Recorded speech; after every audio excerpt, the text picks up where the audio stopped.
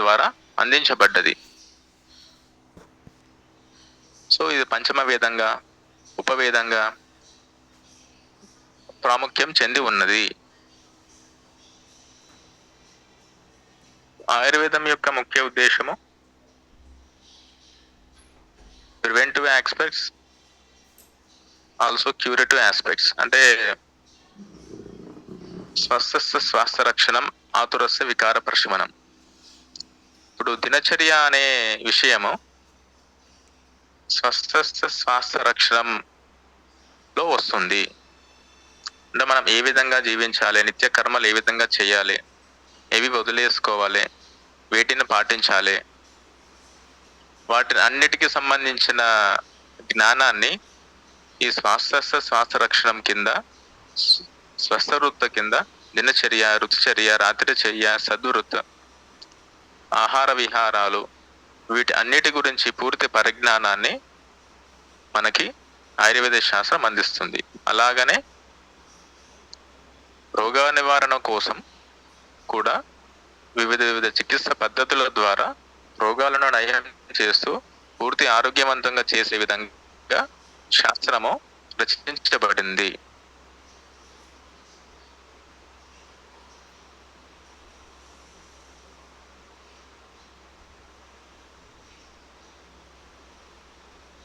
Recording in progress. వింటున్నా మహోదయ. వినబడుతుంది మహోదయ. దినచర్య విషయం వచ్చేసి దినచర్య.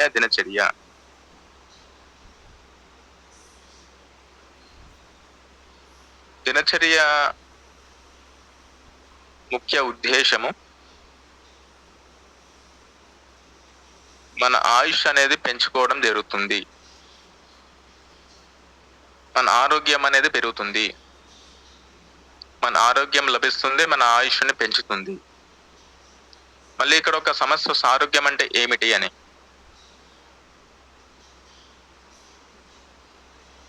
ఆరోగ్యం అంటే ఇప్పుడున్న కాలం ప్రకారము వరల్డ్ హెల్త్ ఆర్గనైజేషన్ లాంటి సంస్థల ద్వారా కూడా physical, psychological, biological, social health అని చెప్పేసి అంటున్నారు. కానీ ఆయుర్వేదిక్ పంచమ విధమైన ఆయుర్వేద శాస్త్రము వీటిని చాలా విస్తృతంగా చెప్పబడ్డది అన్నట్టు ఆరోగ్యం గురించి. ఆరోగ్యం అంటే ఏమిటి అని.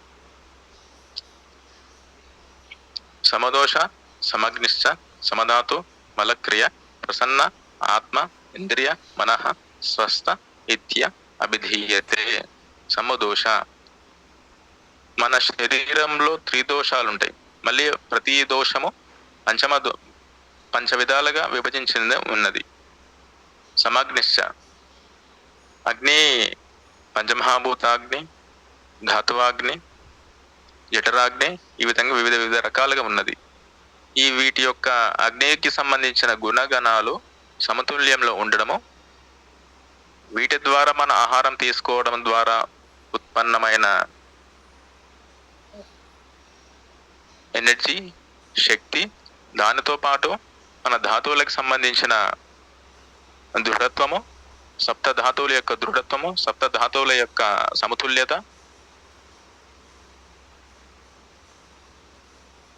మలక్రియ అంటే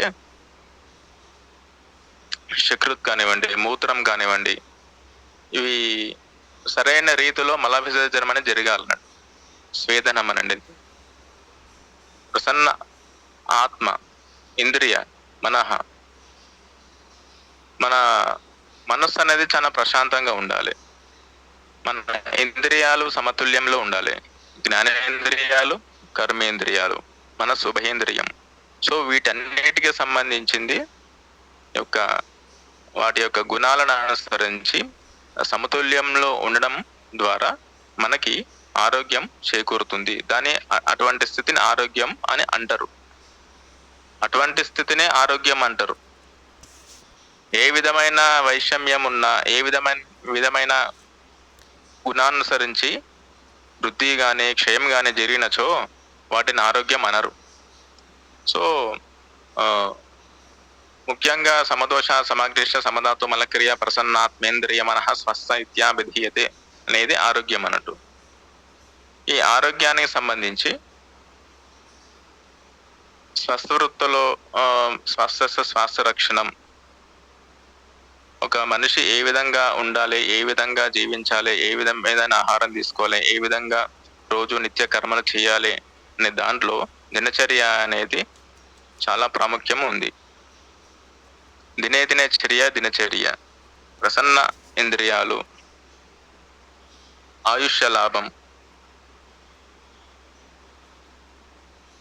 మనోభిలాషితం, ఇవన్నీ మనకి చేకూరుతాయి అన్నట్టు దినచర్య వల్ల. దినచర్యంలో ముఖ్యంగా వచ్చేసి బ్రహ్మ ముహూర్తంలో లేవడం. నిద్ర ఎప్పుడు లేవడం అనేది బ్రహ్మ ముహూర్తంలో లేవడం. బ్రహ్మ ముహూర్తం అని ఎందుకు అంటారు అంటే, ఆ బ్రహ్మ ముహూర్తం అనేది మన యొక్క జ్ఞానాన్ని పెంపొందించుకోవడం కోసము, వృద్ధి చెందడం కోసము అది తగిన ముహూర్తం. కాబట్టి బ్రహ్మ ముహూర్తం అనేది చాలా ఉత్తమమైనది. ఆ ఉత్తమమైన సమయంలో ప్రతి ఒక్కరు నిద్ర లేవాలి. బ్రహ్మ ముహూర్త ఉత్తిష్టే స్వస్థో రక్షార్థం ఆయుషః. బ్రహ్మ ముహూర్తం లేవడం వల్ల, బ్రహ్మ ముహూర్తే ఉత్తిష్టేత్ లేవడం ద్వారా స్వస్థో రక్షార్థం ఆయుషః, మనకు ఆరోగ్యం ఉంటుంది, ఆయుష్యం ఉంటుంది, ఎల్లప్పుడూ రక్షణంగా ఉంటుంది. సో బ్రహ్మ ముహూర్తం అనేది ప్రశస్తమైనది. ఆ ముహూర్తంలో ఎల్లప్పుడూ అందరూ నిద్ర లేవలసి ఉంటుంది. బ్రహ్మ ముహూర్తం అనేది మన జ్ఞానాన్ని పెంచుకోవడం కోసము తగిన సమయము. ఈ దినచర్యలకు సంబంధించి బ్రహ్మ ముహూర్తం నుంచి దంతధావనము, వ్యూహ నిర్లేఖనము, గండూషము, కవలము, అంజనము, నస్య, అభ్యంగ, పాదభ్యంగ, శిరోభ్యంగ, ఉద్వర్తనము, స్నానము, ఈ విధంగా ఈ యొక్క కర్మలు అనేవి వస్తాయి అన్నట్టు దినచర్యకి సంబంధించి. ఇప్పుడు దంతధావనము యొక్క ముఖ్య ఉద్దేశము అంత ప్రాముఖ్యం ఉన్నదా అంటే, ఇప్పుడున్న పరిస్థితుల్లో చిన్న చిన్న పిల్లలు డెంటల్ హాస్పిటల్స్ కి వెళ్తున్నారు, చిన్న పిల్లలు. సో మరి దీనికి చాలా ప్రాముఖ్యత ఉన్నది. ఈవెన్ డెంటల్ క్యాప్స్ వేసుకుంటున్నారు, రకరకాల సమస్యలు బాధపడుతున్నారు. 5-6 years 5-6 సంవత్సరాల పిల్లలు కూడా ఆ విధమైన పరిస్థితి ఉన్నది ఇప్పుడు సమాజంలో. కాబట్టి దంతధావనం అనేది అంత తేలిక తీసేయాల్సిన పని లేదు. వాటికి సంబంధించి చాలా ప్రాముఖ్యత ఉన్నది. దంతధావనం అనేది ఎలాంటి ద్రవ్యాలతో చేయాలి? దంతధావనం ముఖ్య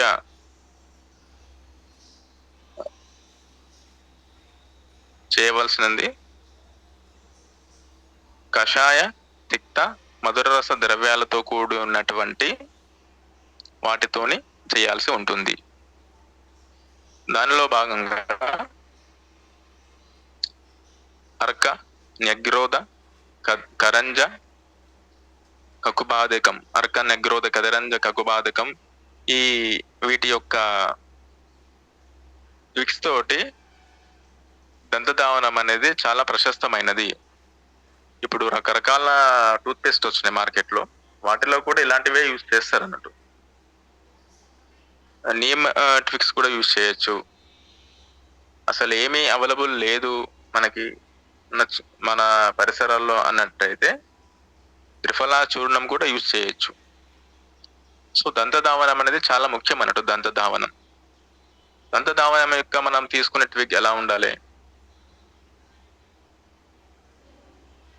మన కనీనిక అంగుళి అంటే చిటికన వేలి యొక్క పరిమాణంలో అంత లావుతో ద్వాదశాంగుళి, అంగుళి అంటే ప్రతి ఒక్క స్వహస్తానికి సంబంధించిన అంగుళి అన్నట్టు అంగుళి ప్రమాణం ఉంటుంది. ఆ అంగుళి ప్రమాణం ప్రకారము ద్వాదశాంగులి పొడవునటువంటి ట్విక్స్ తీసుకోవాలన్నట్టు. అర్క్య నగ్రోధ కరంజక కుబాధికం నేమ్ తీసుకోవచ్చు. ఏదైనా ఇప్పుడు కానగ చెట్లు ఉంటాయి, కానగ చెట్లు కూడా తీసుకోవచ్చు అన్నట్టు.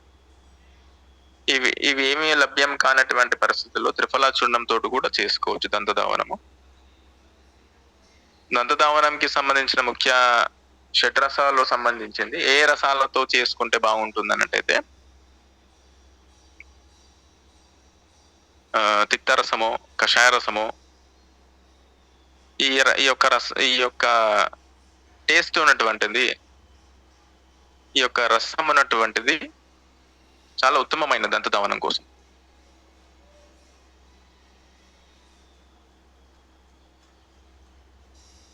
దంతధావనం యొక్క ముఖ్య ఉద్దేశం దౌర్గంధ్యహరము, శ్లేష్మహరము,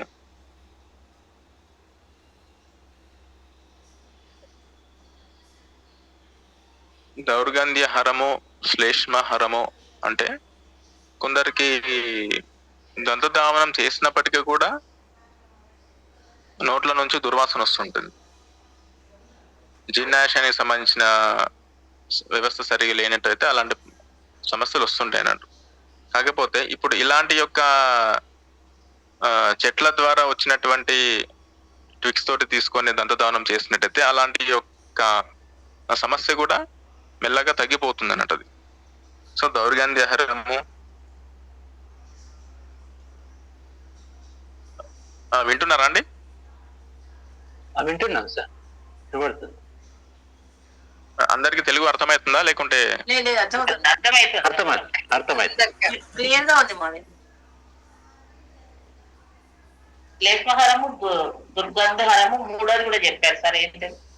దౌర్గుణ్యహరమే దుర్గంధం అండి. అదే మూడు శ్లేష్మము, ఇంకోటి కూడా చెప్పారు. దౌర్గుణ్యం ఫస్ట్ చెప్పారు, శ్లేషం రెండు చెప్పారు. సరే సార్, థ్యాంక్ యూ. అభిరుచి అన్నట్టు మనకి తినబుద్ధి కాకపోవడము, తినాలని అనిపించకపోవడము, ఇలాంటివన్నీ పోతాయి అన్నట్టు. అభిరుచి వస్తుంది. సౌమనస్య అంటే మనకు తినాలనేటువంటి ఆశ పుడుతుంది. జీర్ణాశయ శక్తిని పెంచుతుంది దంతధావనం ద్వారా. మీరు బాగా గమనించారో లేరు, దంతధావనం తర్వాతనే కొద్దిగా ఆకలి అనేది అనిపిస్తుంటుంది ప్రతి మనిషి. అది దంతధావనము ఇలాంటి యొక్క ద్రవ్యాలతో చేసినట్టయితే అది ఇంకా మంచిది అన్నట్టు. మళ్ళీ ఒక్కసారి రిపీట్ చేయడం. దౌర్గంధ్యహరము, శ్లేష్మహరము, అభిరుచి, సౌమనస్య, కరోతి చ. దంతధావనం నామ దౌర్గంధహరం ఇత్యుచ్యతే. దంతధావనం నామ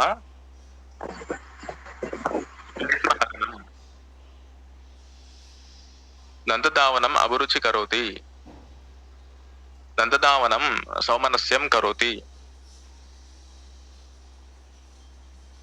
దంతధావనం ఎవరు చేయకూడదు. దంతధావనము చర్ది నామ వామిటింగ్, తృష్ణ అంటే చేయకూడదు. అంటే కంటిన్యూస్ గా వామిటింగ్స్ అవుతున్నటువంటి వ్యక్తులకి దంతధావనం అనేది నిషిద్ధము. ఎవరు చేయకూడదు దంతధావనం నిషిద్ధం.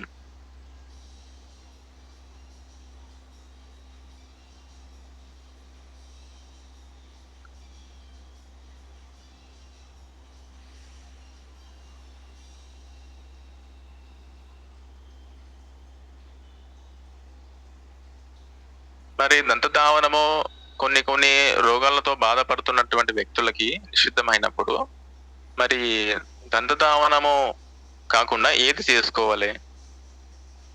దానికి సంబంధించింది ఇప్పుడు గురుగారు వాంతి వస్తున్నప్పుడు ఇంకొకటి ఏం చెప్పారు చెప్తాను. ఓకే. దంతధావనంకి సంబంధించి సిద్ధం పరిస్థితి ఉన్నప్పుడు మరి ఏం చేసుకోవాలి? కొన్ని కషాయాలు చేసుకొని మనము గండూషము, కవలము అలాంటివి చేసుకోవాలన్నట్టు. సో దంతధావనం వేటి రోగాల్లో నిషిద్ధము? ఛర్దీనామ వామిటింగ్స్, హృదయ రోగ నామ హార్ట్ డిసీజెస్, శిరోరోగ, హృదయ రోగ, నేత్ర రోగ అంటే అన్ని నేత్ర రోగాలకి సంబంధించింది కాదు, కొన్ని నేత్ర రోగాలకి మాత్రమే అది నిషిద్ధము.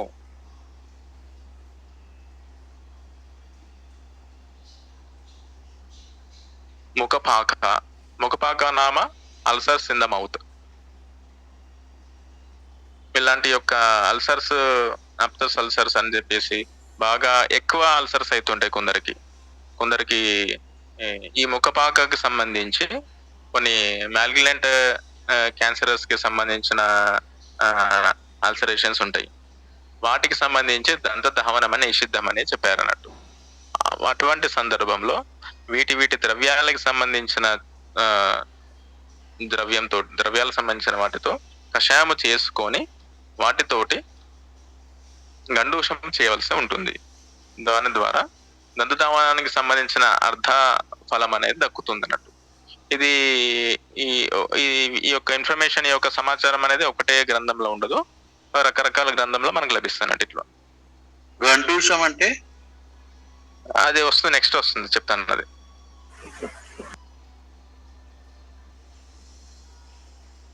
జిహ్వ నిర్లేఖనము.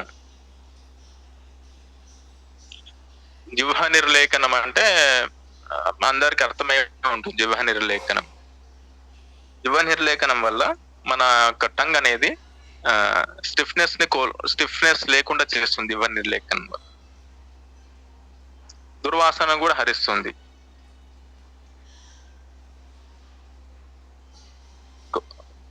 కొందరి వ్యక్తులకి ఎక్సెసివ్ సలైవేషన్ ఉంటుంది. ఎక్సెసివ్ సలైవేషన్ అనేది మళ్ళీ వస్తుంటుంది, ఉమ్మిస్తుంటారు, ఇట్లా స్పిట్ అవుట్ చేస్తుంటారు.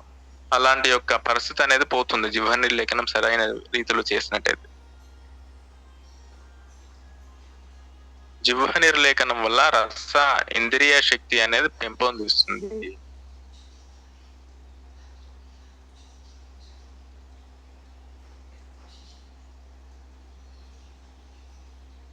జిహ్వ నిర్లేఖనం చేసుకునేటప్పుడు ఇలాంటి పదార్థాలతో జిహ్వ నిర్లేఖనం చేసుకోవాలి.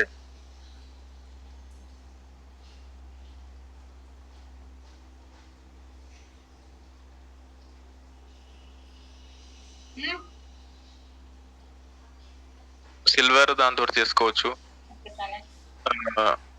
బంగారము సంబంధించిన ధాతులతో సంబంధించి చేసుకోవచ్చు,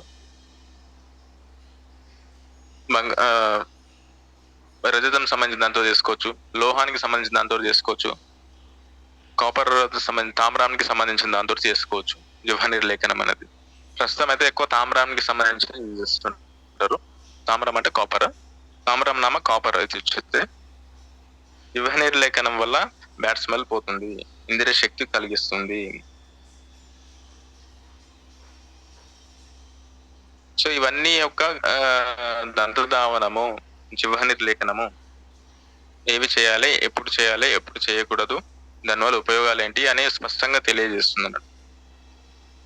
ఇవి మనము చూసినట్టయితే మనకి సాధారణంగా ఏముందిలే అనిపిస్తుంది. కాకపోతే ఇప్పుడున్న సమాజంలో ఉన్నటువంటి కేసెస్ ప్రకారము వీటికి సంబంధించిన రోగాలు ఎక్కువ చిన్నపిల్లలు పెరుగుతున్నాయండి. ఇప్పుడు ఇంటికి సంబంధించిన రోగాలు రావడము, వీటికి సంబంధించిన రోగాలను చాలా తీవ్రంగా పెరుగుతున్నాయి. ఇప్పుడు చిన్నపిల్లలు ఎక్కువ పంటి డాక్టర్ దగ్గరికి వెళ్తున్నారు, డెంటల్ డాక్టర్ దగ్గరికి ఎక్కువ వెళ్తున్నారు. ఇవి చిన్నప్పటి నుంచే ఇలాంటి వాటిని ఉపయోగించినట్టయితే అలాంటి పరిస్థితి మనకి రాదన్నట్టు.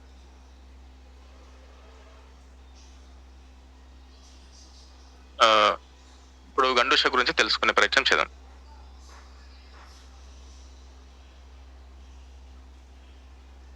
ద్రవేణ గండూషం. గండూషం అనేది ద్రవ్యం తోటి చేసేది గండూషం. తత్ర ద్రవేణ గండూష. గండూషంలో లిక్విడ్స్ మాత్రమే యూజ్ చేస్తారు, ద్రవ పదార్థాలను మాత్రమే ఉపయోగించబడుతుంది గండూషంలో. ద్రవ పదార్థాలు ఎలాంటి ద్రవ పదార్థాలు? కషాయానికి సంబంధించిన ద్రవ పదార్థాలు, తైలాలకి సంబంధించిన ద్రవ పదార్థాలు, ఈ విధంగా ద్రవ పదార్థాలు గండూషంలో యూజ్ చేయబడుతుంది, ఉపయోగించబడుతుంది. గండూషం అంటే మనము మన నోటి లోపలికి సంపూర్ణంగా పట్టేటంత ద్రవ్యాన్ని తీసుకోవడం. అంటే కంప్లీట్ గా మొత్తము, అంటే ఎలాంటి చలనం లేకుండా, ఎలాంటి మూమెంట్ లేకుండా, అలాంటి స్థితి, అలాంటి పరిపూర్ణంగా మన ఓరల్ క్యావిటీ అనేది, ముఖం అనేది పూర్తిగా ద్రవ్యంతో నిండి ఉండాలి. అది కషాయం కావచ్చు, నూనె పదార్థాలు కావచ్చు, మెడికేటెడ్ ఆయిల్స్ కావచ్చు, మెడికేటెడ్ తైల కావచ్చు, సంస్కృత తైలలు కావచ్చు, సంస్కరించబడినటువంటి తైలం కావచ్చు, ఏదైనా సరే అలాంటివి తీసుకోవాల్సి ఉంటుంది. అది ఎంతసేపు నోట్లో పెట్టుకోవాలి? ఎప్పుడైతే ఒక వ్యక్తి గండూషానికి సంబంధించి ఒక ద్రవ్యమో, కషాయమో, తైలమో నోట్లో స్వీకరించిన తర్వాత, తీసుకున్న తర్వాత పరిపూర్ణంగా నోటిలో మొత్తము నిండిపోయిన తర్వాత అలానే బిగపట్టి ఉండవలను. ఎంత సమయం వరకు? ఆ వ్యక్తి యొక్క కంటి నుంచి నీరు వచ్చే అంతటి సేపు వరకు ఆ విధంగానే గండూషం అనేది చేయాలి. మూమెంట్ అనేది ఉండదు దీంట్లో, గండూషంలో మూమెంట్ అస్సలు ఉండదు. నా చలనం కరోతి.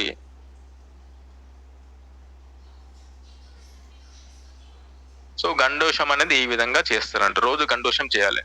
ఇప్పుడు ఆయిల్ పుల్లింగ్ అని చెప్పేస్తారు. ఆయిల్ పుల్లింగ్ అనేవి ఇక్కడ నుంచి కాపీ చేయబడ్డది, కానీ ఆయిల్ పుల్లింగ్ అనేవి మూమెంట్ ఇస్తారు నోట్లో పోసుకొని, అది వేరు. గండూషం అనేది మూమెంట్ లేకుండా పూర్తిగా నోటిలో ఎంత అయితే పడుతుందో అంత ద్రవ్యాన్ని స్వీకరించాలన్నట్టు. మూమెంట్ లేకుండా అలానే నోటిలోనే ఉంచవలను.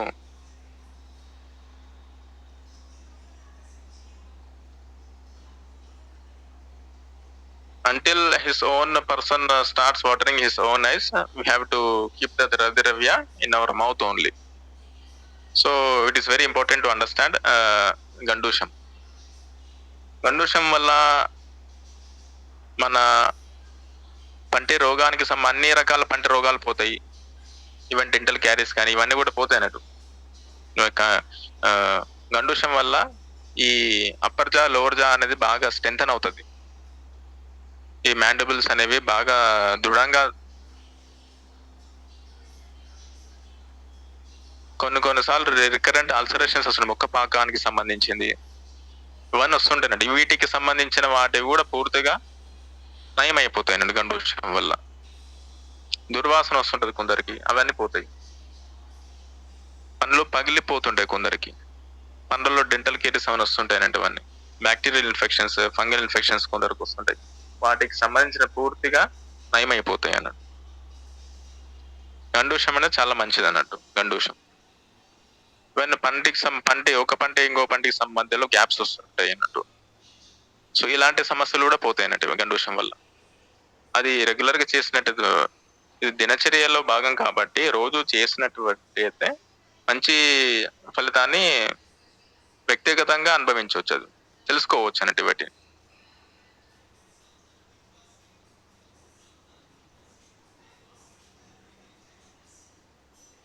గండూషం వల్ల ముఖ్య ఉపయోగాలు ఏంటి చూద్దాం. గండూషం వల్ల మన మ్యాండిబుల్స్ కి మంచి స్ట్రెంత్ వస్తుంది అన్నట్టు. హనుసంధి అంటారు, మ్యాండిబుల్స్ హనుసంధి అంటారు. హనునామ మ్యాండిబుల్, అప్పర్ జా, లోవర్ జాకి మంచి స్ట్రెంత్ వస్తుంది అన్నట్టు. స్వరబలం కరోతి. గండూషం స్వరబలం కరోతి. గండూషం వల్ల మన వాయిస్ యొక్క స్ట్రెంత్ ఇంక్రీజ్ అవుతుంది.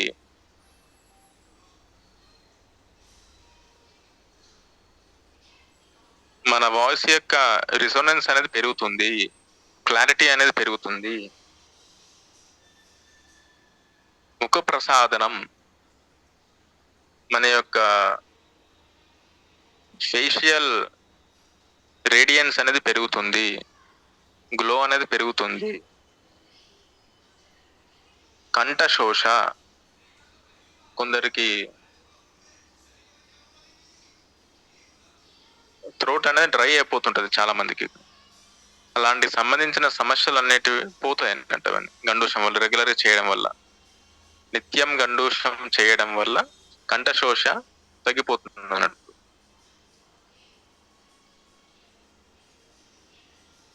దంతక్షయ, దృఢమూల, శూల, సివియర్ పెయిన్స్ కి సంబంధించిన అన్ని పోతాయి, అన్ని నయమైపోతాయి.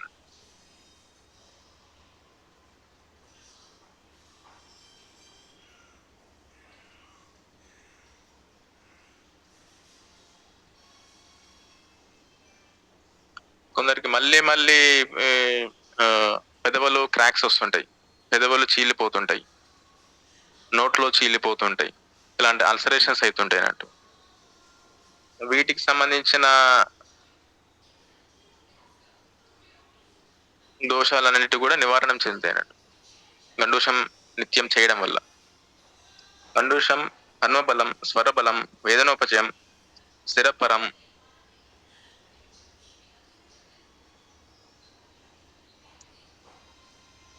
ఈ కోవిడ్ టైంలో లాస్ ఆఫ్ స్మెల్ ఇలాంటివి ఉండేవి. గండూషం అనేది మంచి పరిహారం అన్నట్టు. గండూషము చేయడం వల్ల వాటికి ఇలాంటి సంబంధించిన సమస్యలనే పోతాయి అన్నట్టు. అంటే జ్ఞానేంద్రియ శక్తి అనేది పెరుగుతుంది గండూషం వల్ల, రెగ్యులర్ గా చేయడం వల్ల. ఈ న్యూరలాజికల్ డిస్ఫంక్షన్స్ ఏవైతే ఉంటాయో జ్ఞానేంద్రియానికి సంబంధించి, సెన్సరీ ఆర్గాన్స్ సంబంధించి వాటిని అన్నిటి కూడా తగ్గిపోతాయి గండూషం వల్ల. గండూషంలో కూడా ఏ ద్రవ్యాన్ని తోటి చేస్తే ఎలాంటి ఫలితం అనేది ఉంటుంది. మళ్ళీ నిత్యం గండూషం చేయడం కోసము తెల్ల తైలం అనేది మంచిది, నువ్వుల నూనె, ప్యూర్ కల్తీ లేనటువంటి నువ్వుల నూనె మంచిది. కానీ ఒక్కొక్క స్పెసిఫిక్ రోగానికి సంబంధించి చేసే గండూషం మాత్రము సంస్కరించబడినటువంటి నెయ్యితో కానీ, నూనెతో కానీ, కషాయంతో కానీ చేసుకోవచ్చు. నిత్యం చేసుకోవాల్సింది నువ్వుల నూనెతో చేసుకోవచ్చు గండూషం అనేది.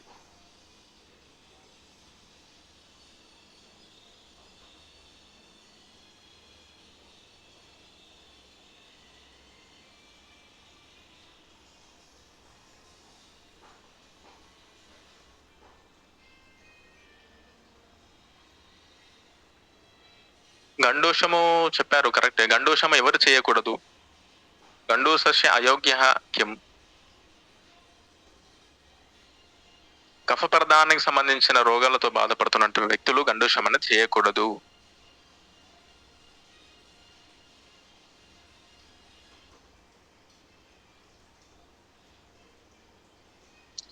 కఫప్రధానానికి సంబంధించిన రోగాలంటే అంటే దోషాలకు సంబంధించిన పరిజ్ఞానం అంటూ అంటే అర్థమవుతుంది.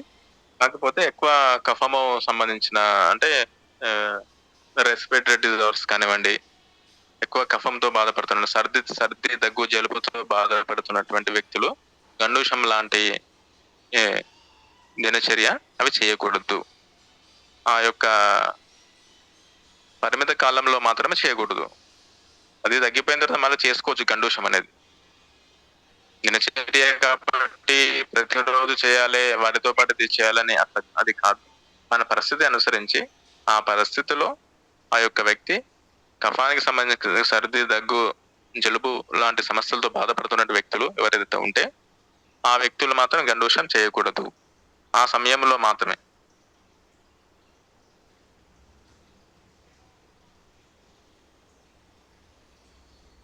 గండూషం తర్వాత కవలం అనేది వస్తుంది. కవలం, కల్కేన కవలం స్మృత.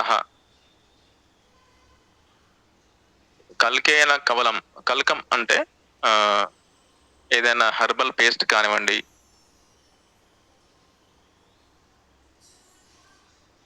హెర్బ్స్ కి సంబంధించిన ఏదైనా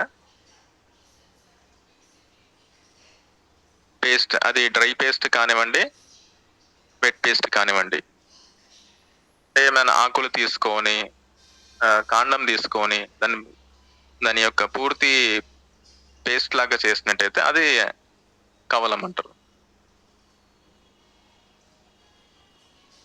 కవలం అనేది మనము గండూషంలో ఎలా అయితే నోటిలో మొత్తము నిండిపోయి ఉండాలో, కానీ కవలంలో అలా ఉండాల్సిన అవసరం లేదు. కవలంలో తీసుకోవాల్సిన ద్రవ్యం ఏంది? ఘన రూపంలో ఉంటుంది ద్రవ్యం అనేది, కల్క రూపంలో ఉంటుంది, ద్రవ రూపంలో ఉండదు కవలం అనేది. కవలం అంటే లేహ్యం లాగా ఉంటుందా సార్? లేహ్యం లాగా లేహంలా కాదు. మనం ఇప్పుడు ఏమన్నా హర్బ్స్ తీసుకొని కొద్దిగా పేస్ట్ చేసి ముద్దలాగా అవుతుంది కదా, ఆ ముద్దలాగా అవుతుంది కదా, అట్లా. లేహం అంటే మీకు పూర్తిగా అది నాకే విధంగా ఉంటుంది లేహం అనేది.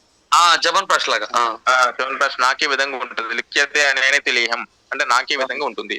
కానీ కవలం అనేది ఎలా ఉంటుంది అంటే నోట్లో మనం తీసుకున్న తర్వాత ఈజీగా మూమెంట్ వచ్చే విధంగా ఉంటుంది, which facilitate the easy movement in our oral cavity. That is called kavalam. So that it either may be prepared from a herbal wet herbs or any dry herbs mixing with any kashayam. So ముద్దలాగా వస్తుంది అన్నట్టు, ముద్దలాగా వస్తుంది.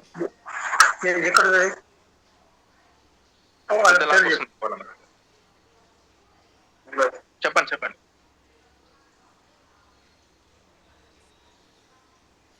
పొరపాటు నాదే ఉంటుంది. So Kavalam అనేది ఆ విధంగా చేసుకోవాలన్నట్టు. కవలం వల్ల కూడా తీసుకునే ద్రవ్యాన్ని బట్టేసి ఎలాంటి హెర్బ్స్ తీసుకుంటున్నామో దాని ప్రకారం కూడా మనకి దాని యొక్క ఉపయోగాలు ఉంటాయి అన్నట్టు కవలం. మామూలుగా దినచర్యలకు సంబంధించింది ఎక్కువ గండూషమే చేస్తారు, కవలం తక్కువ అన్నట్టు. కవలం అనేది ఒక ప్రత్యేకంగా ఏమైనా రోగానికి సంబంధించింది అయినప్పుడు చేసే అవకాశం ఉంటుంది అన్నట్టు కవలం. అది కాకుండా రెండు చేసే వ్యక్తులు కూడా ఉంటారు, కానీ ఇప్పుడున్న వ్యక్తులలో, ఇప్పుడున్న ప్రపంచంలో ఇవన్నీ చేసే వాళ్ళు ఎవరు తక్కువ.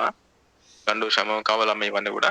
కానీ వీటి యొక్క ఈ శాస్త్రంలో, ఆయుర్వేద శాస్త్రం సంబంధించి చెప్పినట్టు నిరంతరంగా చేస్తే మాత్రం వాళ్ళ ఆయుష్ మాత్రం బాగా పెరుగుతుంది అన్నట్టు. గండూషం మేము చేస్తాం మహోదయ, గండూషం చేస్తాం మేము నువ్వుల నూనెతో. ఇది కవలం అంటే ఏ పదార్థం ఉంటుంది మహోదయ? కవలం అంటే మీరు వేపకి సంబంధించి తీసుకోవచ్చు, కరంజా అంటే కానికకు సంబంధించి తీసుకోవచ్చు, వీటికి సంబంధించి కూడా తీసుకోవచ్చు. ఇక మోక దౌర్గంధ్యహారము, శోధహారం ఇవన్నీ ఉంటాయి కాబట్టి, ప్రాపర్టీస్ ఇవన్నీ గుణాలు ఉంటాయి కాబట్టి కర్మ అనేది మనకి పొందొచ్చు. అంజనం అన్నట్టు సర్వేంద్రియానం నయనం ప్రధానం కాబట్టి అంజనం అనేది ఉందన్నట్టు. ఇప్పుడు ఒకప్పుడు కంటికి పెట్టుకునే వాళ్ళు. చూడు ఏడుకొండలు మహోదయ, మ్యూట్ చేసుకోరా కొంచెం.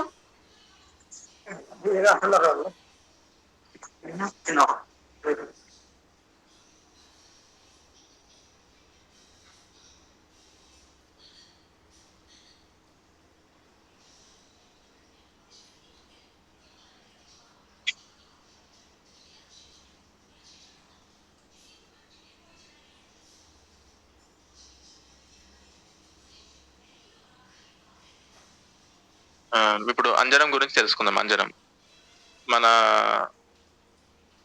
జ్ఞానేంద్రియాల్లో మన్నిటికంటే ముఖ్యమైనది నేత్రాలు. సో సర్వేంద్రియానం నయనం ప్రధానం. వాటిని కాపాడడం కోసము అంజనం అనేది చాలా ముఖ్యం అన్నట్టు.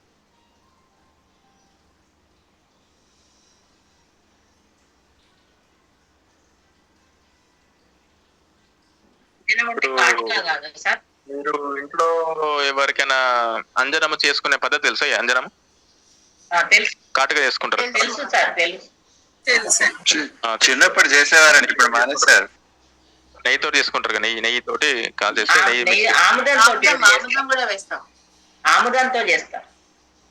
నెయ్యి అనేది నెయ్యితో చేస్తే ఇంకా మంచిది అన్నట్టు. అవునా?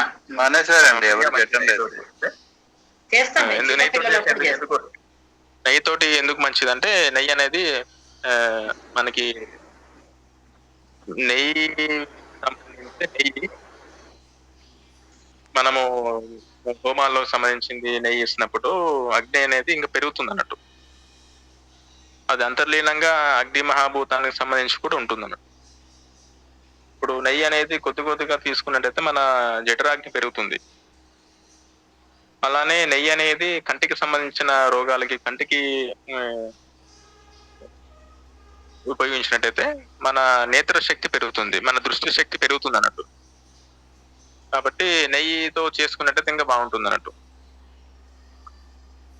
నెయ్యి వస్తుంది, ఆముదం నూనె కూడా వస్తుంది అన్నట్టు. అందులో కర్పూరం కూడా కలుపుతారా? కర్పూరము కలపరండి, కర్పూరం కలపకూడదు. నెయ్యి అది సెగ పట్టేటప్పుడు కలుపుతారు అనుకుంటా. కాళ్ళు మండిపోతాయి. కర్పూరం కలపకూడదు. చిన్నప్పుడు ఏదో చేసేవాళ్ళు, ఇంకా చేసేవాళ్ళు కానీ మాకు గుర్తులేదు. 5 ఐటమ్స్ వేసి చేసేవాళ్ళు. మంచిది కాదు, తీక్షణ గుణం.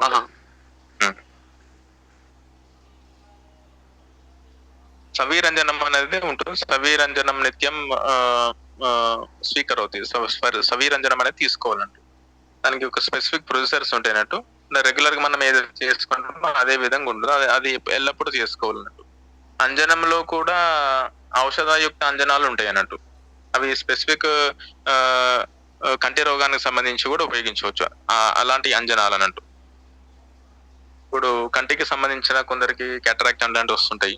క్యాటరాక్ట్ అలాంటివి వస్తున్నాయి అన్నప్పుడు వాటికి సంబంధించి కొన్ని ఐ డ్రాప్స్ కూడా ఉంటాయి అన్నట్టు. అవి ఇలాంటి సర్జరీస్ లేఖనం, ఇప్పుడు క్యాటరాక్ట్ సంబంధించిన సర్జరీస్ అనే లేఖనం అనే పద్ధతి, అదొక పద్ధతి అన్నట్టు. సర్జరీలో స్క్రాప్ చేస్తున్నట్టు వాళ్ళు ఐ డ్రాప్స్ ఇస్తే అది తీసేస్తారు అన్నట్టు. అది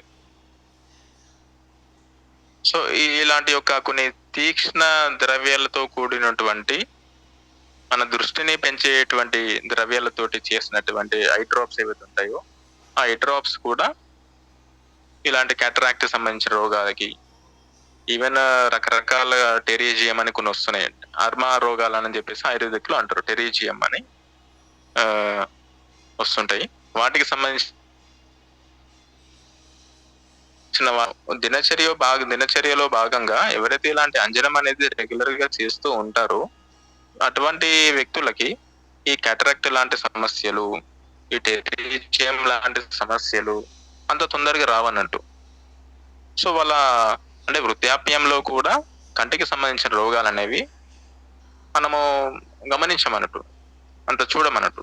ఒకవేళ ఆ యొక్క వ్యక్తులు ఇలాంటి అంజనం లాంటి రెగ్యులర్ గా చేసినట్టయితే, ఆటగా పెట్టుకున్నటువంటి అయితే, సో కనీసము రోజు కాకపోయినా సరే, రోజు విడిచి రోజు పెట్టుకున్నా సరే వాటి యొక్క ఫలితం అనేది ఉంటుంది. కానీ కాటికి ఆడవాళ్ళు కదండి పెట్టుకుంటారు.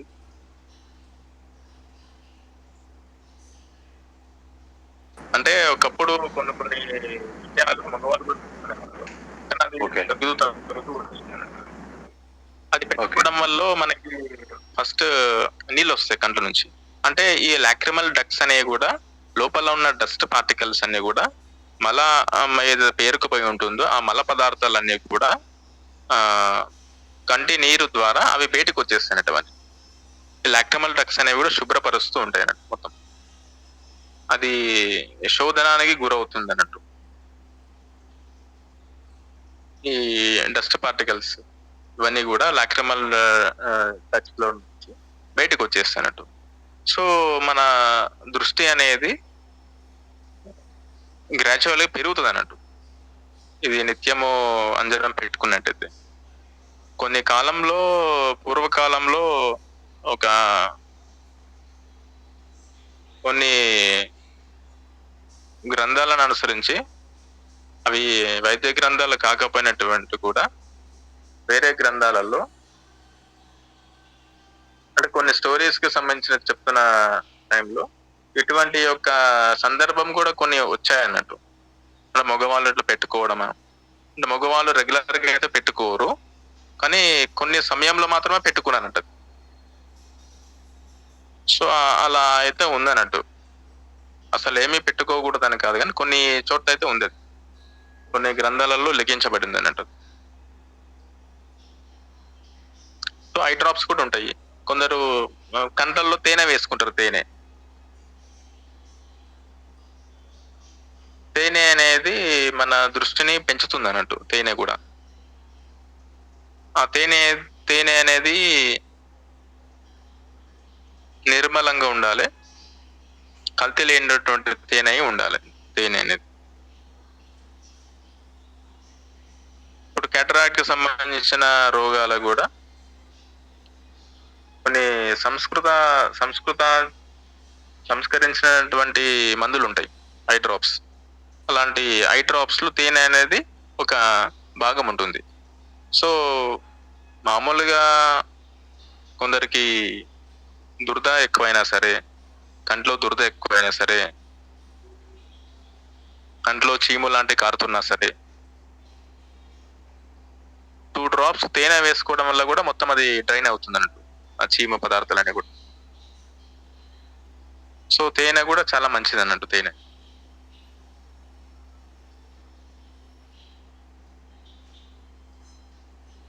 డైరెక్ట్ గా తేనె వేసుకోవడమేనా మహోదయ కళ్ళల్లో? ఇప్పుడు మీరు చెప్పిన నెయ్యి కూడా అలా వేసుకోవచ్చా? నెయ్యి అనేది ఇప్పుడు చికిత్స పద్ధతికి సంబంధించింది అని చేస్తున్నట్టు ట్రీట్మెంట్ సెంటర్స్ లో అక్షతర్పణం చేస్తారు. కానీ ఇప్పుడు ఎవరైతే స్నేహ ద్రవ్యాలకు సంబంధించిన నెయ్యి అలా ఇప్పుడు నెయ్యి అంజనం చేసుకోవడం కోసం నెయ్యితో చేసుకున్నట్టయితే మనకి వేరే ఏం ప్రక్రియ అవసరం లేదు. అదే డైరెక్ట్ గా నెయ్యి కంట్లో వేసుకుంటే ఒక 3-4 డ్రాప్స్ ఈ చాయ్లో వేసుకుంటే గనక, అప్పుడు మళ్ళీ ఒక గోరువెచ్చని నీళ్ళతో మనము కడుక్కోవాలి కండ్లని. ఈ విధంగా చేసుకోవాలి. ఎందుకంటే స్నిగ్ధ ద్రవ్యం కదా అది, స్నేహ ద్రవ్యము, స్నిగ్ధ గుణం ఉంటుంది.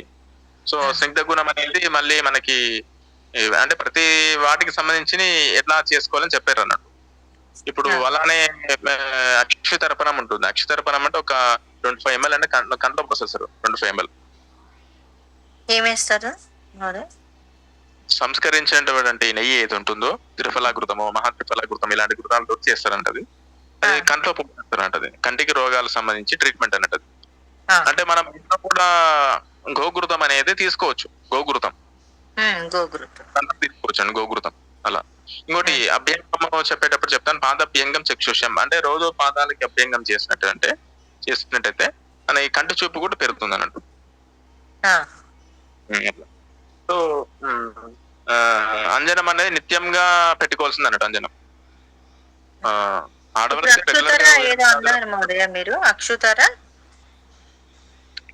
అక్షితర్పణం అంటారు.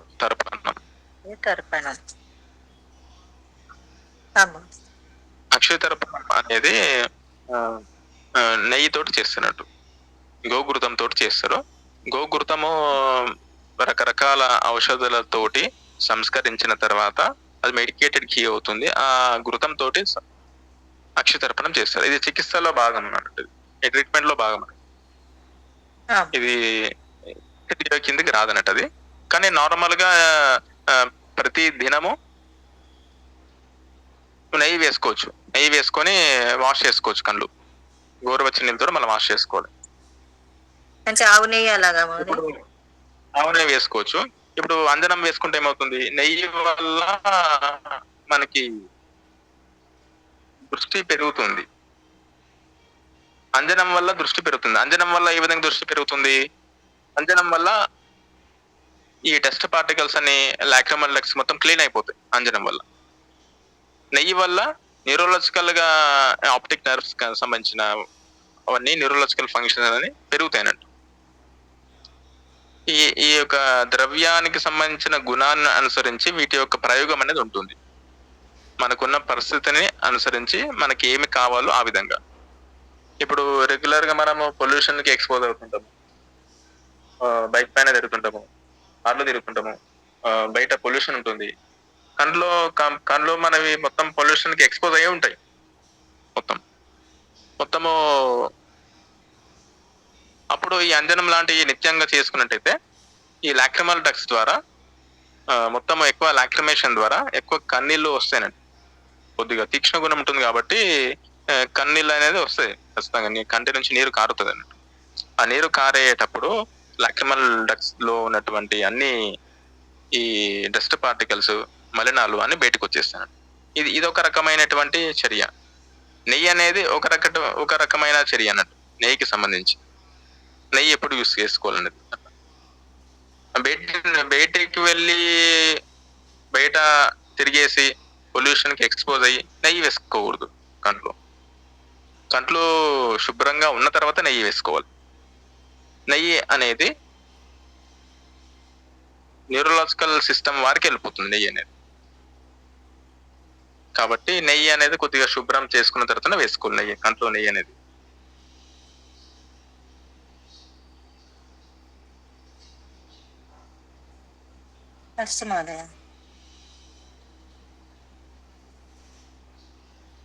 ఈ ఎవరికైతే కంటికి సంబంధించిన ఇన్ఫెక్షన్స్ ఉంటాయో, కఫ దృష్టికి సంబంధించిన నేత్ర రోగాలు ఉంటాయి, అప్పుడు అంజనం అనేది పెట్టుకోకూడదు. అంజనం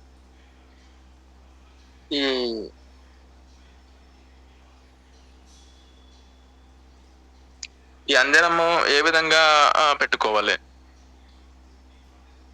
ఈ ఇన్నర్ క్యాంథస్ నుంచి అవుటర్ క్యాంథస్ పెట్టుకోవాలి.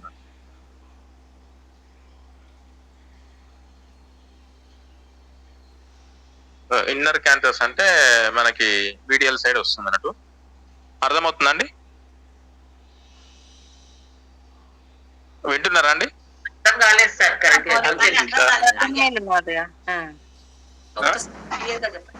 లేదండి.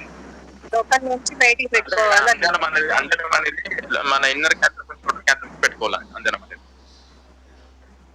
అంటే లోపల నుంచి బయటికి పెట్టుకోవాలి.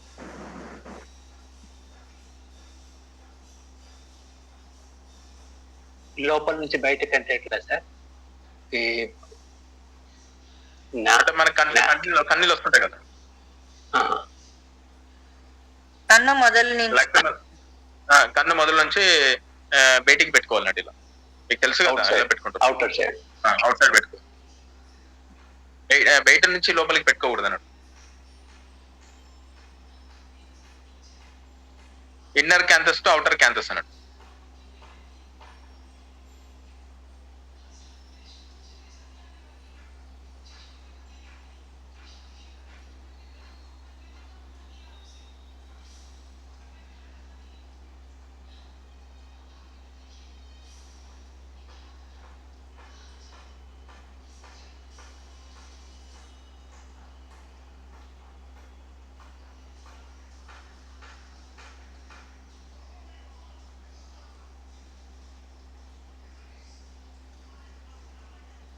అంజనం అని ఎవరెప్పుడు పెట్టుకోకూడదు. అంజనం అంటే కొన్ని స్పెసిఫిక్ గా కొన్ని నేత్ర రోగాలు ఉంటాయి. తిమిర అంటే తిమిర అనేది న్యూరలాజికల్ డిసార్డర్ అన్నట్టు.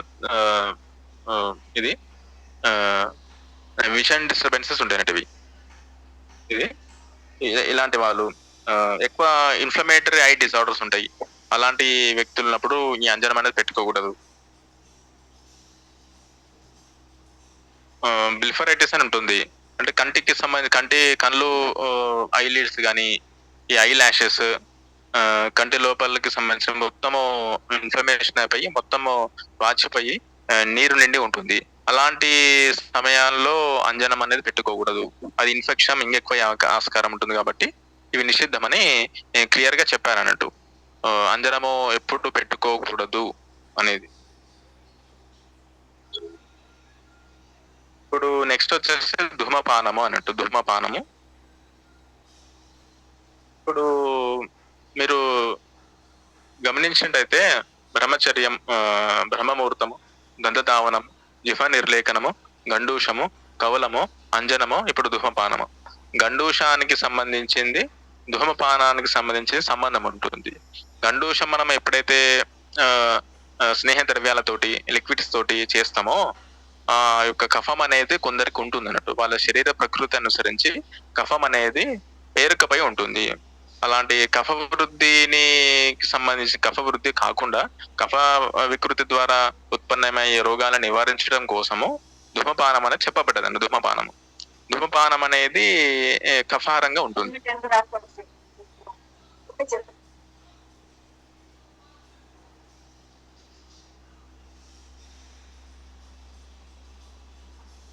ధూమపానం అనేది ధూమ నేత్ర ద్వారా చేస్తారు. ధూమ నేత్ర అనేది మనము ప్రిపేర్ చేసుకొని దాన్ని తయారు చేసుకొని మనం చేసుకోవాలంటూ. ధూమ నేత్రానికి సంబంధించింది మామూలుగా కాటన్ క్లాత్ ఉంటుంది, లేకుంటే కాటన్ క్లాత్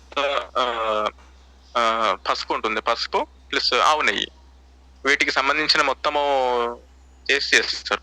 లేదన్నట్టు పసుపు కొమ్ములను కూడా ఒక 3 days కంటిన్యూస్ గా ఆవు నెయ్యిలో నానబెట్టేసి దాని ద్వారా కూడా ధూమపానం చేస్తారు అన్నట్టు. పసుపుని అరగదీసి పసుపుని మొత్తము తీసుకొని పసుపులో నెయ్యి కలిపేసి ఆ పేస్ట్ ని ముస్లిం క్లాత్ పైన మొత్తము స్మియర్ చేసేసి దాన్ని ఫోల్డ్ చేసేసి కొద్దిగా డ్రై షేడ్ లో మొత్తము ఎండిన తర్వాత వాటితో కూడా ధూమపానం చేయొచ్చు అన్నట్టు. ధూమపానం అంటే ఇక్కడ మెడికేటెడ్ స్మోక్ అంటే మామూలుగా ఇది ఇలాంటిది కాదు, మెడికేటెడ్ అన్నట్టు. ఇది మన యొక్క లంగ్ కెపాసిటీని పెంచుతుంది, లంగ్స్ లో ఉన్నటువంటి కఫ దోషాలని మొత్తం తీసేస్తుంది. ఎక్సెసివ్ గా స్ఫుటం ఏదైతే పేర్కొని ఉంటుందో లంగ్స్ లో కానీ అప్పర్ రెస్పిరేటరీ ట్రాక్ట్ లో కానివ్వండి, వీటి మొత్తము పోతాయి అన్నట్టు ఇవన్నీ ధూమపానం చేయడం వల్ల. అందుకోసమే మన జలుబు అవుతున్నప్పుడు ఆవిరి పట్టుకోమని చెప్తారు అన్నట్టు. సో వీటికి సంబంధించిన ఉపయోగం అనేది ఎక్కువ అన్నట్టు మనకి. అంటే ఎవరైతే గండోషం రెగ్యులర్ గా చేస్తూ ఉంటారో వాళ్ళు ఖచ్చితంగా ఒక 2 నిమిషాలన్నా ధూమపానం అనేది చేయాలి. చేసినటువంటి అది చాలా ఉపయోగకరంగా ఉంటుంది. కఫ వికృతి జన్య రోగాల నుంచి వాళ్ళు కాపాడబడతారు అన్నట్టు. రెగ్యులర్ గా చేసేటప్పుడు మన సీజనల్ గా ఇర్రెస్పెక్టివ్ సీజన్ కి ఎలాంటి సంబంధం లేకుండా వర్షాకాలం కానివ్వండి, చలికాలం కానివ్వండి, ఇలాంటి కాలాల్లో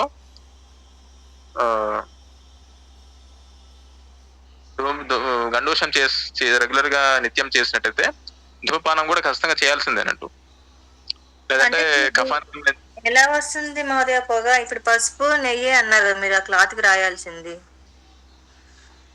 కాలుస్తారా? అది కాలువలేదు. కాల్వాలా? అంటే మనం ఇప్పుడు గంధం వాడతారండి. గంధంని ఒక దానికి బాగా సాఫ్ట్ గా పూసి దాన్ని నెయ్యి దీపం మీద ఇట్లా సెగలాగా పడతారు. దింపి తర్వాత ఆరిపోయాక దానికి పచ్చకర్పూరం కలుపుతారు. అది కాటుక. కాటుక కాదండి, ఇది ఇప్పుడు ధూమపానం చెప్తున్నారు మహోదయ. అదే ధూమపానం తెలియదు, సారీ, ఇది మా ఇంట్లో చేయలేదు. ఇది ధూమపానంకి మహోదయ ఇప్పుడు చెప్పారు కదా, క్లాత్ పసుపు రాయమన్నారు. పసుపు శ్రీనాథ్ మహోదయ మళ్ళా ఒక్కసారి క్లియర్ గా చెప్పండి.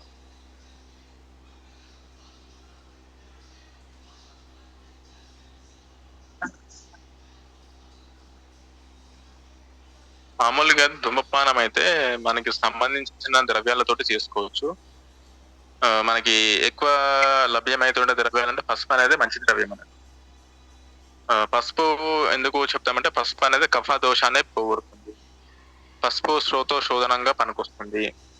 కాబట్టి ధూమపానం అనేది ధూమపానానికి సంబంధించి పసుపు, ఆవు నెయ్యి, ధూమవర్తిని తయారు చేసుకుంటాం. ధూమవర్తిని చేసేసి పచ్చికర్పూరం కూడా కలుపుకోవచ్చు. పచ్చికర్పూరం వల్ల వెలిగించినప్పుడు అది బర్న్ అవుతుంది, అది వెలుగుతుంది, మండుతుంది. కాబట్టి ఆ విధంగా చేసుకోవచ్చు అండి ధూమపానం. వాము మిరియాలు కూడా వేస్తారంట మహోదయ ధూమపానం. లభ్యం ఉంటుంది. చందనము కొద్దిగా కాస్ట్లీ, చందనము పసుపు అంత చందనము కాబట్టి చందనానికి సంబంధించిన చందనమే పసుపే అన్నట్టు. సో వాము మిరియాలు కూడా వేస్తారా మహోదయ ఇది ధూమపానంకి? వామ మిరియాలంటే అవి తీక్షణ ద్రవ్యాలమ్మా, అవి తీక్షణ ద్రవ్యాలు వస్తాయి. అంటే ఇది మిరియాలు ఎలా ఉంటాయంటే చాలా తీక్షణ ద్రవ్యం అన్నట్టు మిరియాలు. ఇప్పుడు కొన్ని ద్రవ్యాలు ఎలా ఉంటాయంటే మనం తీసుకున్న తర్వాత జీర్ణం అయిపోయిన తర్వాత దాని యొక్క ప్రతిక్రియ అనేది మన శరీరంలో వస్తుంది అన్నట్టు. కానీ ఈ మిరియాలు కానివ్వండి, పిప్పలు కానివ్వండి అలా ఉండదు. మిరియాలు ఒకసారి తీసుకుని వెంబడే అవి జీర్ణము పూర్తిగా కాకపోయినా సరే వాటి యొక్క కర్మ అనేది స్టార్ట్ అవుతుంది అన్నట్టు. అది ఆ ద్రవ్యానికి సంబంధించిన క్రియ అనేది అప్పుడే స్టార్ట్ అవుతుందంట శరీరంలో. దాన్ని వ్యయాయి వికాసి అంటున్నట్టు. అంటే ర్యాపిడ్ యాక్టింగ్ ఉంటుంది, చాలా శీఘ్రంగా పనిచేస్తుందంట ద్రవ్యాలు అది. సో ఇవన్నీ చేసుకోవచ్చు. మీరు అన్నట్టు ఈ ధూమపానం ఎప్పుడు చేసుకోవాలంటే, కొందరికి లంగ్స్ కి సంబంధించిన రోగాలు ఉంటాయి, ఇండస్ట్రియల్ లంగ్స్ డిసీజెస్ అని, లంగ్స్ లోబ్స్ కి సంబంధించిన రోగాలు ఉంటాయి. అలాంటి వాటిలో ఈ యొక్క ద్రవ్యాలు కూడా కలుపుకోవచ్చు ధూమపానం చేసేటప్పుడు. మీరు అన్నట్టు మిరియాలు కానివ్వండి, ఇవన్నీ కానీ జనరల్ గా చేసుకునేటప్పుడు ఆస్తమా కాదు, ఇండస్ట్రియల్ లంగ్ డిసీజ్ అంటే అది లోబ్స్ లో ఇండస్ట్రియల్ స్పేసెస్ లో వాళ్ళకి మొత్తము స్ఫుట మొత్తము పేరుకపోయి ఉంటుంది, మొత్తం ఫిల్ అయిపోయి ఉంటుంది, అది దాని హార్డ్ అయిపోయి ఉంటుంది. సో లంగ్స్ ఎక్స్పాండ్ కావు కొందరికి, అలాంటి పరిస్థితి ఉంటుంది అన్నట్టు. అబ్స్ట్రక్టివ్ పల్మనరీ డిసీజ్ లో కానివ్వండి, ఇలాంటి వాటిలో కొన్ని వాటికి ఆ మనిషికి సంబంధించింది, ఆ రోగానికి సంబంధించి చూసుకొని చేసుకోవచ్చు. ఇది వేరే, ఇది చికిత్సానికి సంబంధించిన విషయాలు. మామూలుగా గండూషము తర్వాత ధూమపానం ఎందుకు చేస్తాము? కఫహారం కోసము, నేత్ర ఇంద్రియ ప్రసాదనం కోసం చేస్తాం అన్నట్టు. కఫహాన్ని తీసేసి వాటి కోసం చేస్తాం. కాబట్టి జనరల్ గా అయితే మామూలుగా పసుపుతోటి చేసుకోవచ్చు. కొందరికి తీవ్రమైనటువంటి కఫాహారము కావాలి, పిత్త వృద్ధి కాకుండా శీతలంగా ఉండాలి, కఫహారము కావాలి అంటే చందనం వాడతారు. అప్పుడు చందనం కూడా. సో అంటే మనము మనకున్న పరిస్థితిని బట్టే మనము ఇది చేసుకోవాలి, మనం ఉపయోగించుకోవాలి. ఇప్పుడు ధూమపానం అనేది ఎందుకోసం చెప్తున్నాము ఇక్కడ ఈ సందర్భంలో? స్వాస్థ్య రక్షణ అంటే ఒక ఆరోగ్యంగా ఉన్నటువంటి వ్యక్తి ఆరోగ్యాన్ని ఎలా కాపాడుకోవాలి నిరంతరంగా, వాటి సందర్భంలో ధూమపానము, కండూషన్ తర్వాత చేసిన ధూమపానం అనేది, ఆ యొక్క ధూమపానము కేవలము దినచర్య భాగంలో మాత్రమే ఇక్కడ చెప్తున్నాం మనం. చికిత్సానికి సంబంధించి అయితే రకరకాల ట్రీట్మెంట్స్ ఉంటాయి. ఇప్పుడు నస్యకర్మ చేస్తారు, అక్షతర్పణం చేస్తారు. అప్పుడు ప్రత్యేకమైన ఔషధ ద్రవ్యాలతోటి ధూమవర్తిని తయారు చేసి చేస్తారు అన్నట్టు అక్కడ. అది వేరే ఉంటాయి, చాలా అది పెద్ద ప్రొసీజర్స్ అన్నట్టు, అది వేరే అన్నట్టు. ఇప్పుడు దినచర్యలో నశ్యం ఉంది కదా మహోదయ? దినచర్యలో నశ్యం అంటే ముక్కులో నూనె నశ్యం ఉంటుంది.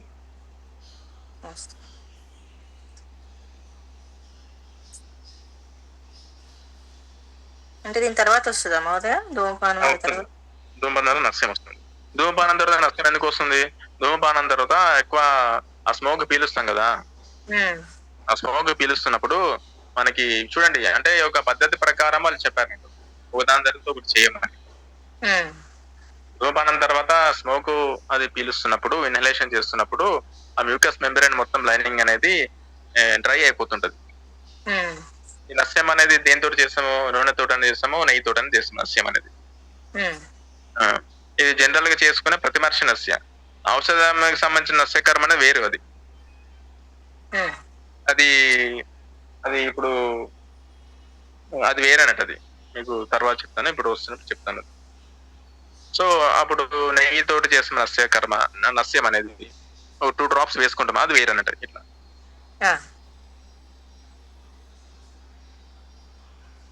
ధూమపానము ఎవరైతే చేయకూడదు, ఒక ప్రెగ్నెంట్ ఉమెన్ ఉన్నప్పుడు చేయకూడదు ధూమపానము.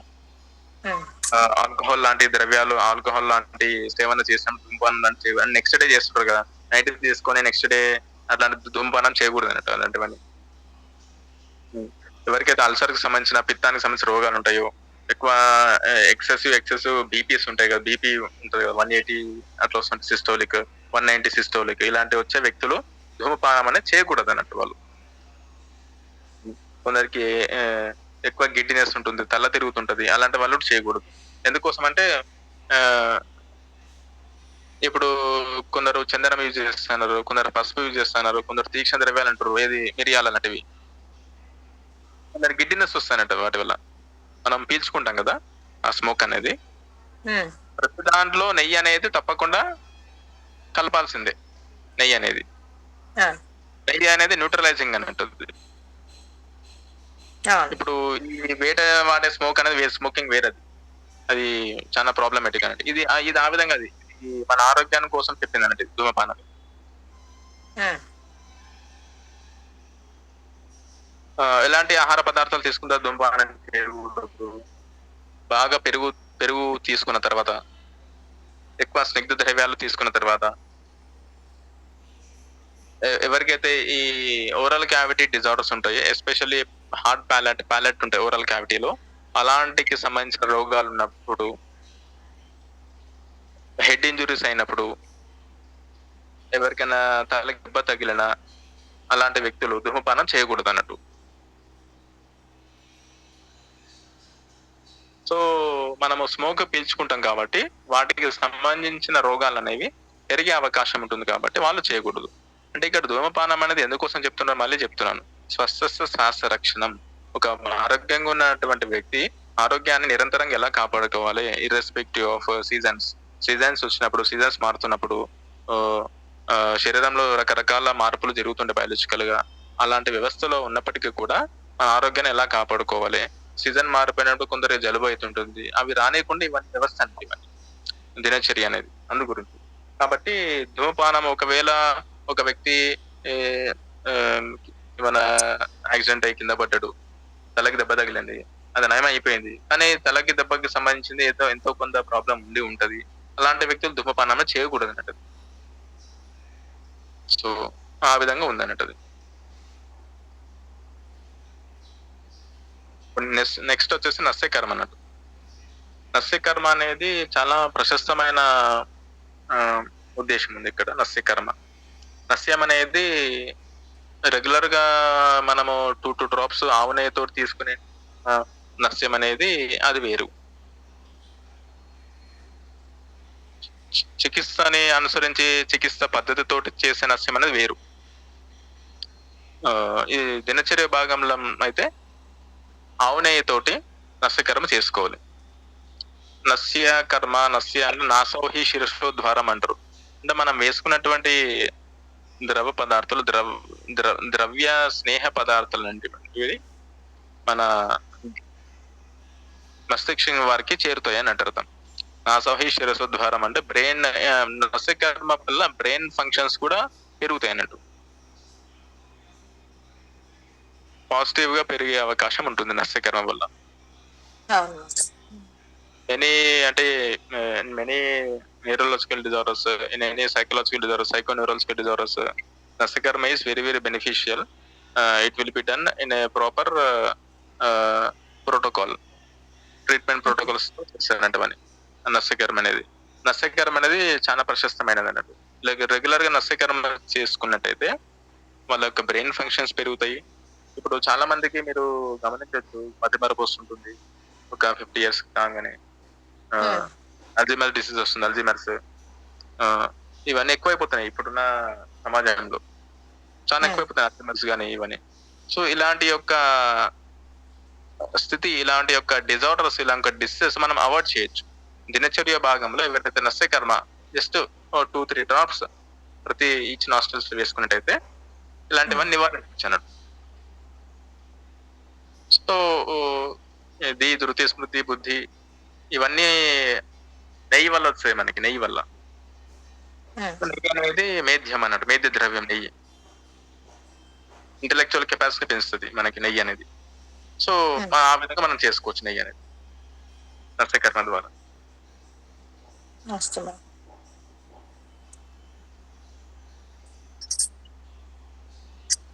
ఇప్పుడు ఆయుర్వేదంలో మెడిసిన్స్ కూడా వచ్చేసాయి మహోదయ.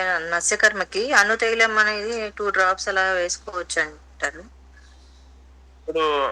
ఇప్పుడు నస్యకర్మ చెప్తాను, నస్యం అని చెప్తున్నా కదా, అది తైలం అనేది ప్రతిమర్శ నస్య కిందకి వస్తుంది. నార్మల్ గా మనము అనేది ఫస్ట్ చెప్తాను వినండి. నస్యం కర్మ చేసేటప్పుడు మనము చిటికన వేలితోటి ఆయిల్లో ముంచేసి ఎంతైతే డ్రాప్స్ పడుతుందో అంత డ్రాప్స్ అనే మనము వేసుకోవాలన్నట్టు. అంటే అప్రాక్సిమేట్లీ, అంటే అంత కరెక్ట్ గా కాకపోయినా సరే ఒక 2-3 drops అనేది ఈచ్ నాస్ట్రిల్స్ లో వేసుకోవాలి. అది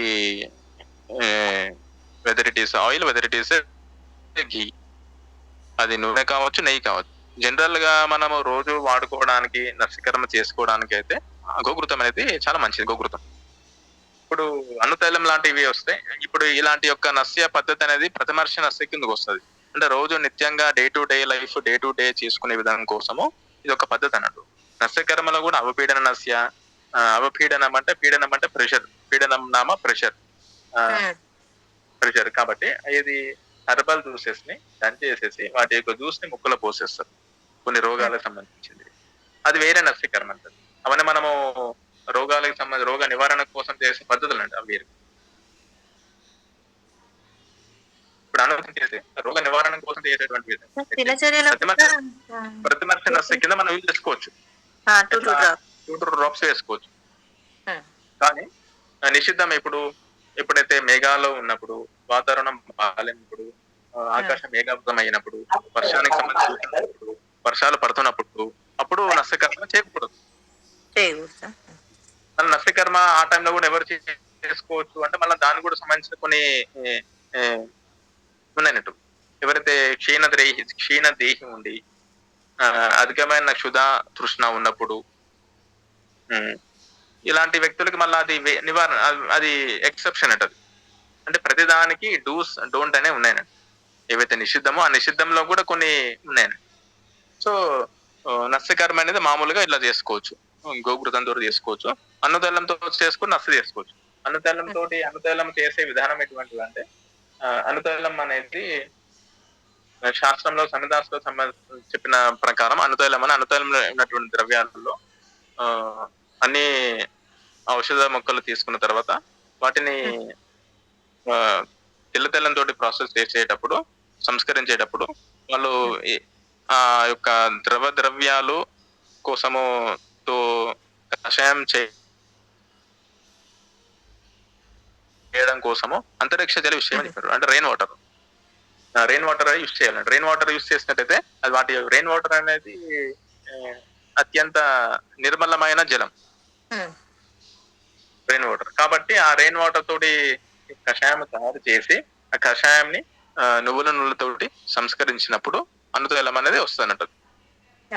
క్షీరం కూడా క్షీరం అవన్నీ కూడా వేస్తారు. కానీ ఇప్పుడు రెయిన్ వాటర్ తోటి చేస్తలేరు ఎవరు, అది అన్నట్టు. కాబట్టి కానీ వేసుకోవచ్చు, రెగ్యులర్ గా అన్నతైలం వేసుకోవచ్చు. ఎప్పుడైతే ఈ వర్షాకాలంలో అటువంటి సందర్భంలో వర్ష ఋతువు ఉన్నప్పుడు అన్నతైలం వేసుకోకూడదు అన్నట్టు.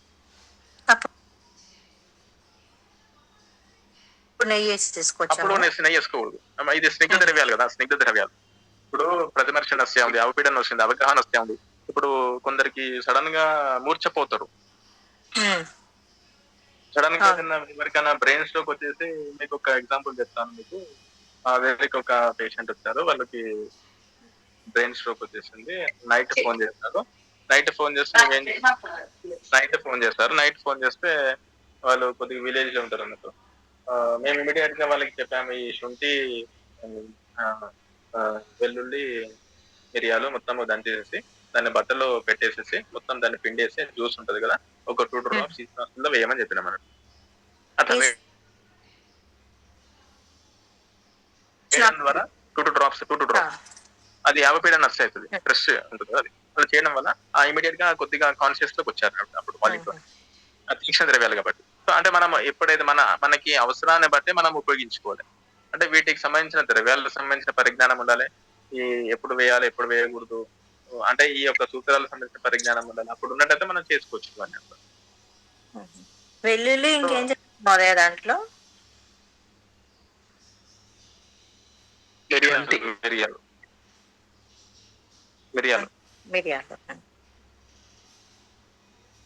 ఆ 3 దంచి ఒక క్లాత్ లో వేసి ఆ రసం వేస్తారా ముక్కుల్లో? 2 డ్రాప్స్.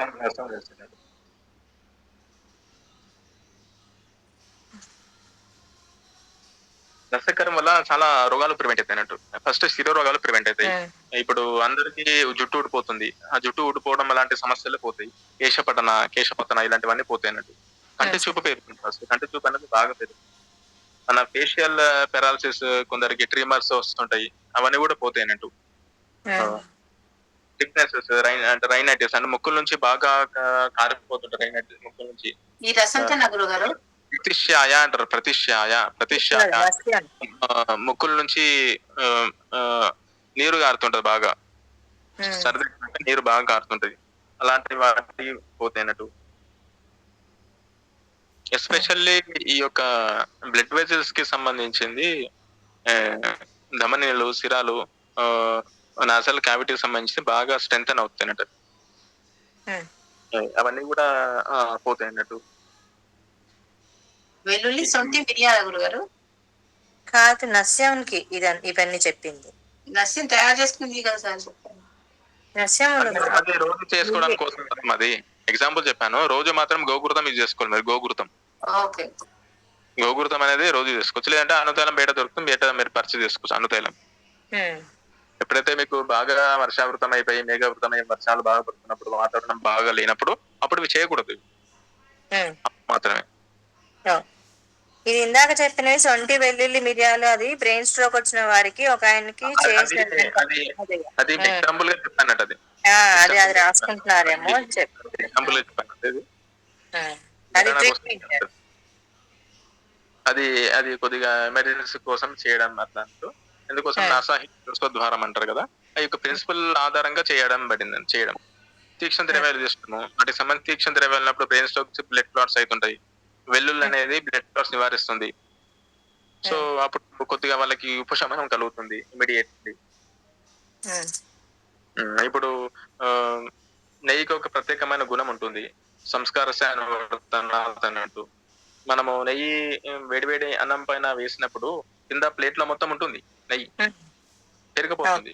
అదే నూనె వేసినప్పుడు ఉండదు. ఆ విధంగా నెయ్యి గుణం వేరు అన్నట్టు. రెండు స్నేహ ద్రవ్యాలు నెయ్యి వేరు అన్నట్టు. నెయ్యి వేస్తున్నప్పుడు అది పెనట్రేషన్ అనేది చాలా తీవ్రంగా ఉంటుంది, బ్రెయిన్ వారికి వెళ్ళిపోతుంది పెనట్రేషన్ అనేది. ఈ బ్లడ్ బ్రెయిన్ బ్యారియర్ ని క్రాస్ చేస్తుంది నెయ్యి. నూనె క్రాస్ చేయదు, నెయ్యి క్రాస్ చేస్తుంది.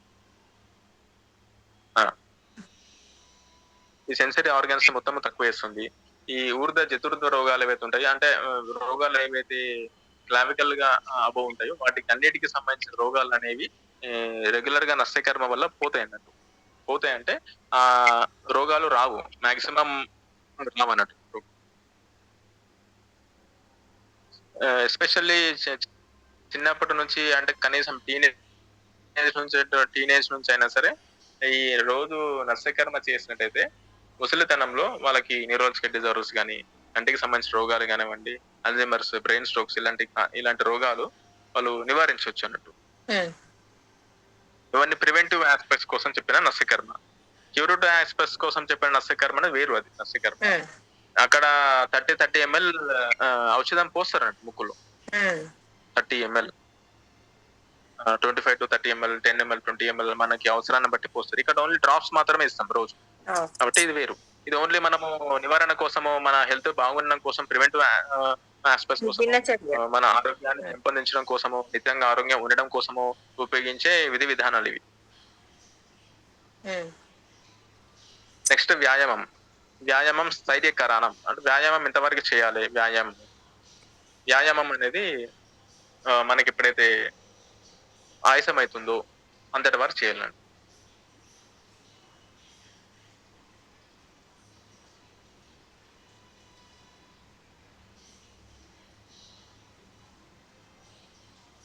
మనం వ్యాయామం, ప్రతి ఒక్క మనిషి రోజు వ్యాయామం చేయాలని చెప్తారు. కానీ వ్యాయామం చేసేటప్పుడు వాళ్ళ యొక్క ఫోర్ హెడ్ కానివ్వండి, వాళ్ళ యొక్క చెస్ట్ కానివ్వండి, ఎప్పుడైతే స్వెట్టింగ్ వస్తుంటుందో అంతవరకు వ్యాయామం చేయాలన్నట్టు మొత్తం. Until the person sweats over his forehead and chest region, then the person should stop the వ్యాయామ. అప్పుడు వాళ్ళ ఎక్సర్సైజ్ అని స్టాప్ చేయాలి. అది స్పెసిఫిక్ అన్నట్టు. ఈ రోజు ఇన్ని గంటలు చేయాలి, ఈ వ్యక్తి ఇంతసేపు చేయాలని కాదు. వాళ్ళ యొక్క శరీరానికి సంబంధించిన బయాలజికల్ యాక్టివిటీకి సంబంధించిన దాని ప్రకారం చెప్పారు ఆయుర్వేదిక్ లో. కొందరు 2 గంటలు చేస్తే వాళ్ళకి చెమట రాదు, కొందరు 10 నిమిషాలు చేస్తే స్వెట్టింగ్ వస్తుంది. కాబట్టి ఆ విధంగా చెప్పారంట వాళ్ళు. ఇప్పుడు ఎక్సోథర్మిక్, ఎండోథర్మిక్ రియాక్షన్స్ ఉంటాయి. మనకి జ్వరం వచ్చినప్పుడు, చెమట వచ్చినప్పుడు హీట్ తగ్గిపోతుంది. హీట్ తగ్గినప్పుడు ఎక్సోథర్మిక్, ఎండోథర్మిక్ అనేది అవుతుందండి. సో వ్యాయామం చేస్తున్నప్పుడు కూడా మనకి లాస్ ఆఫ్ ఎనర్జీ ఉంటుంది, దాంతో పాటు స్వెట్టింగ్ వస్తుంది, వాటర్ కంటెంట్ బాడీలో తగ్గుతుంది అన్నట్టు. కొందరికి ప్రొఫ్యూస్ స్వెట్టింగ్ వస్తుంటది మొత్తము. అలాంటి వాళ్ళు తక్కువ సేపు వ్యాయామం చేయాలన్నట్టు అలాంటి వాళ్ళు ఎక్కువ వాకింగ్ కానీ బ్రిస్క్ వాకింగ్ కానీ అలాంటివి చేయాలన్నట్టు వాళ్ళు.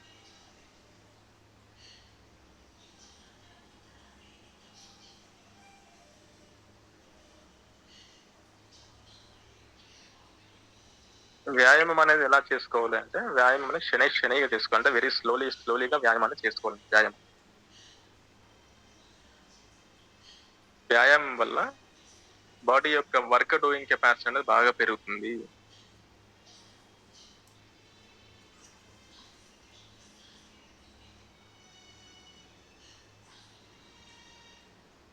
ఈ రోజు స్థితిలో ఉంటాడు. ఒక నెల రోజుల తర్వాత 1 hour వరకే వ్యాయామం చేసేటంత శక్తి వస్తుంది. అంటే రోజు వ్యాయామం చేసే వ్యక్తులకి ఆ స్థిరత్వం అనేది వస్తుంది. అందుకోసం వ్యాయామం స్థైర్యకరణం అన్నారు. వ్యాయామం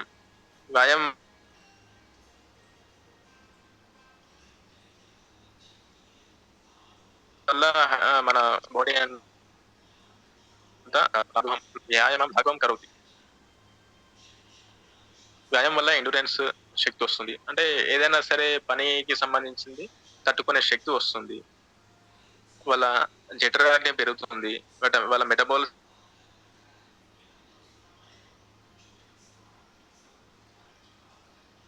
పెరుగుతుంది.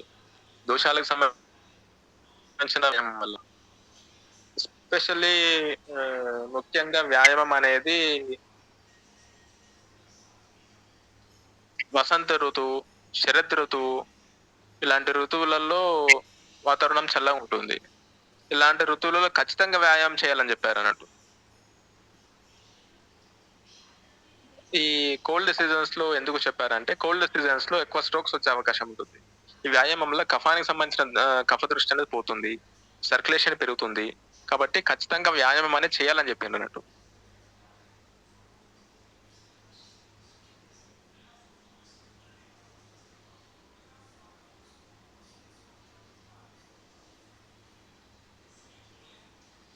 వ్యాయామం చేయాలి కాబట్టి ఇష్టం వచ్చినట్టు వ్యాయామం చేసినట్టయితే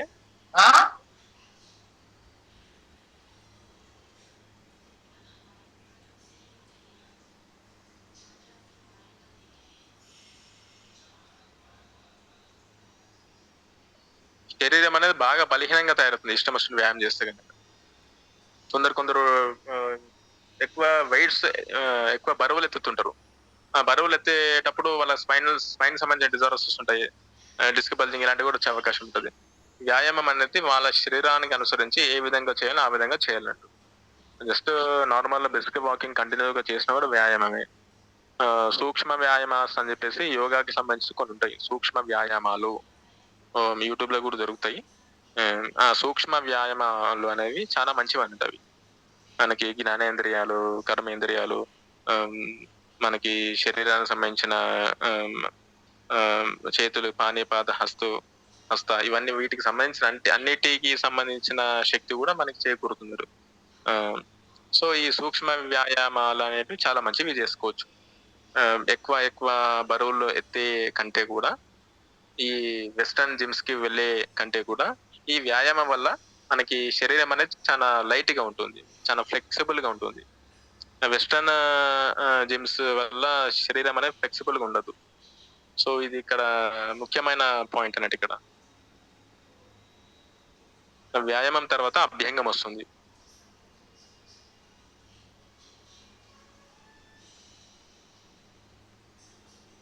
అభ్యంగం వల్ల ధాతు నరిష్మెంట్ అని జరుగుతుంది.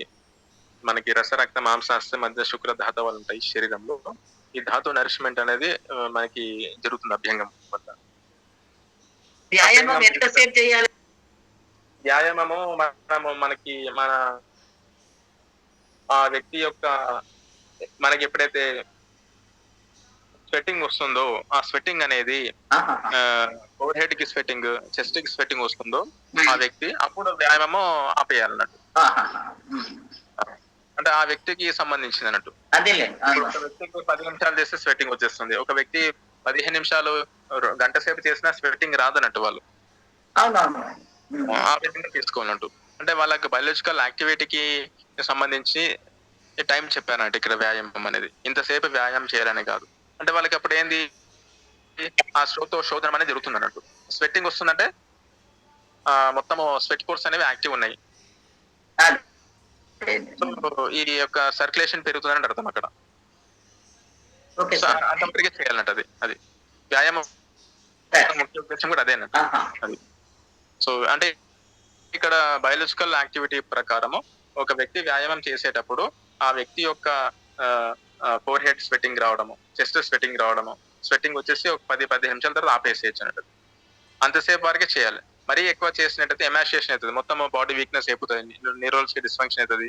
మరీ ఎక్కువ చేస్తే స్వెట్టింగ్ ఎక్కువ కావడం వల్ల కూడా వేరే ప్రాబ్లమ్స్ వస్తాయి ప్రొఫ్యూజ్ స్వెట్టింగ్ వల్ల. ఆ సాల్స్ అన్ని పోతాయినట్టు శరీరంలో ఉన్నటువంటి అవి.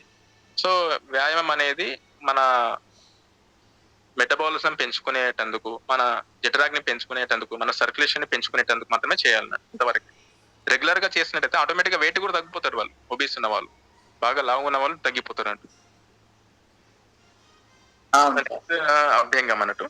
అభ్యంగం అనేది ఒక 7 స్టేజెస్ లో చేస్తుంది అభ్యంగం. ఫస్ట్ సిట్టింగ్ స్టేజ్ లో చేస్తారు, తర్వాత పడుకొని సుపైన్ పొజిషన్ అంటే సుపైన్ పొజిషన్ చేస్తారు అభ్యంగం. లెఫ్ట్ లాటరల్ పొజిషన్ లో చేస్తారు, ఎడమ దిక్కు.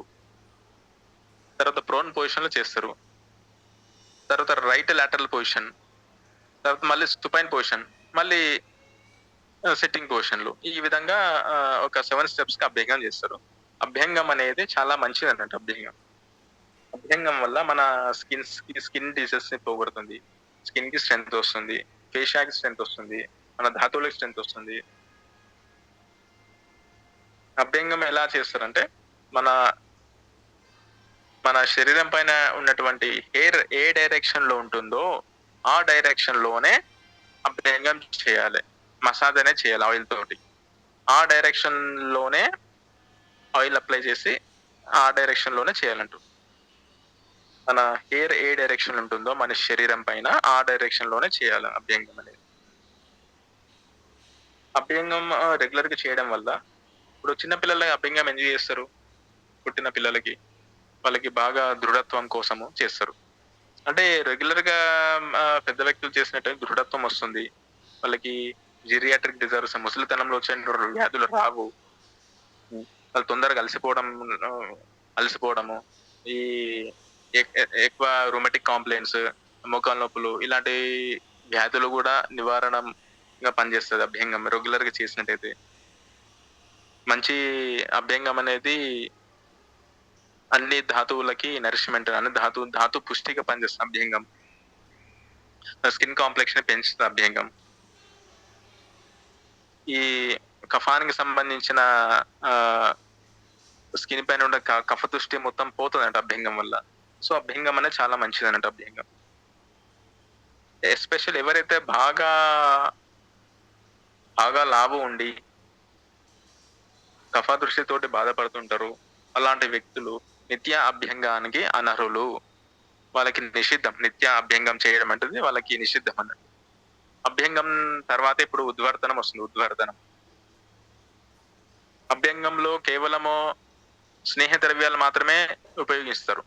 నూనె పదార్థాలు, సంస్కరించడం నూనె కానివ్వండి, ఏదైనా నూనె, లేకుంటే తిల్ల తైలము యూజ్ చేసుకోవచ్చు, నువ్వుల నూనె యూజ్ చేసుకోవచ్చు, కొబ్బరి నూనె యూజ్ చేసుకోవచ్చు. నువ్వుల నూనె అనేది శ్రేష్టమైన నువ్వుల నూనె యూజ్ చేసుకుంటారు అభ్యంగం కోసం. పాదభ్యంగం అనేది చాలా మంచిది అన్నట్టు. రోజు పాదభ్యంగం చేసుకుంటే గనక వాళ్ళకి కంటికి సంబంధించిన రోగాలు అనేవి తక్కువగా వస్తాయని చెప్పారు అన్నట్టు. అది రీసెంట్ గా రీసెర్చ్ లో కూడా తేలింది అన్నట్టు. సంహితాస్ లో ఉన్న సమాచారం ప్రకారం, సంహితాస్ ఇన్ఫర్మేషన్ ప్రకారము పాదభ్యంగం చక్షుష్యం, పాదభ్యంగం వల్ల మన నేత్ర దృష్టి పెరుగుతుందని చెప్పారు అన్నట్టు. ఈవెన్ రీసెర్చ్ లో కూడా ఇవన్నీ ఇప్పుడున్న కాంటెంపరీ రీసెర్చ్ లో కూడా అది బయటపడింది అన్నట్టు. అవి ఈ విధంగా చేయడం వల్ల, న్యూరలాజికల్ పాయింట్స్ వల్ల, అది అభ్యంగం చేయడం వల్ల, పాదభ్యంగం వల్ల, పాదాలకి రోజు మసాజ్ చేయడం వల్ల కంటికి సంబంధించిన దృష్టి అనేది పెరుగుతుంది, కంటి దృష్టి పెరుగుతుంది అని చెప్పేసి తేలింది.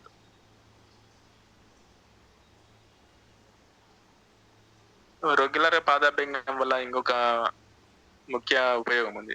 కొందరికి పాదాలకి మొత్తం క్రాక్స్ వస్తుంటాయి, మొత్తం పగులుతుంటాయి, పాదాలు పగులుతుంటాయి. కొందరికి పగిలి మొత్తము రక్తం వస్తుంటది. అలాంటివి మొత్తము నివారించవచ్చు అది. సో ఈ వృక్షగుణం వల్ల, వాత వృద్ధి వల్ల, వృక్షగుణం వల్ల పగిలిపోయి రక్తస్రావడం ఏవైతే జరుగుతుందో వాటికి పూర్తిగా నివారించవచ్చు పాదాభ్యంగం వల్ల. దాంతో పాటు వాళ్ళ కంటి చూపు కూడా పెరుగుతుందంట పాదాభ్యంగం వల్ల. సో పాదాభ్యంగం అనేది చాలా మంచిది అన్నట్టు. ఎవరికైతే మామూలుగా కంటి చూపులు, క్యాటరాక్ట్ లాంటి సమస్యలు ఉన్న వాళ్ళ వ్యక్తులు కూడా ఇప్పుడు కూడా వాళ్ళు రెగ్యులర్ గా ఒక 5 నుంచి 10 నిమిషాలు నువ్వులతోటి పాదాభ్యంగం చేసుకోవచ్చు. కాళ్ళు శుభ్రంగా కడుక్కొని బట్టతో తుడుచుకున్న తర్వాత ఆయిల్ తోటి నువ్వులతోటి పాదాభ్యంగం చేసుకోవచ్చు. అలానే శిరోభ్యంగం కూడా చాలా ముఖ్యం. శిరోభ్యంగం వల్ల వెంట్రుకలు ఊడిపోవడము, తెల్ల వెంట్రుకలు రాకపోవడము, ఇవన్నీ ఇప్పుడు చాలా కామన్. ఇవన్నీ కాస్మెటిక్ ఇష్యూస్ అయిపోయినాయి ఇప్పుడు మొత్తం. సో ఇవన్నీ కూడా నివారించవచ్చు. సొంతంగా చేయాలంటే ఇంకోటి చేయాలా? ఇవి సొంతంగా చేసుకోవాలా, ఇంకోళ్ళు చేయాలా? కాళ్ళకి కానీ తలకి కానీ.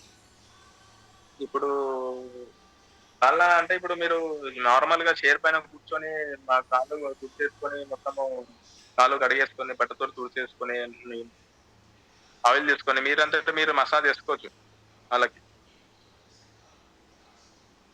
ఇవన్నీ ఇంట్లో చేసుకోవాల్సినవి కాబట్టి మీరంతా మీరు చేసుకోవచ్చు. చేసుకునేటంత ఓపిక, చేసుకునే వెసులుబాటు ఉంటే మాత్రం చేసుకోవచ్చు ఖచ్చితంగా.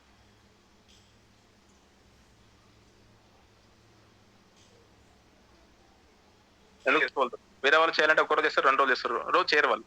ఎవరైనా సరే అది కష్టం అవుతుంది అన్నట్టు.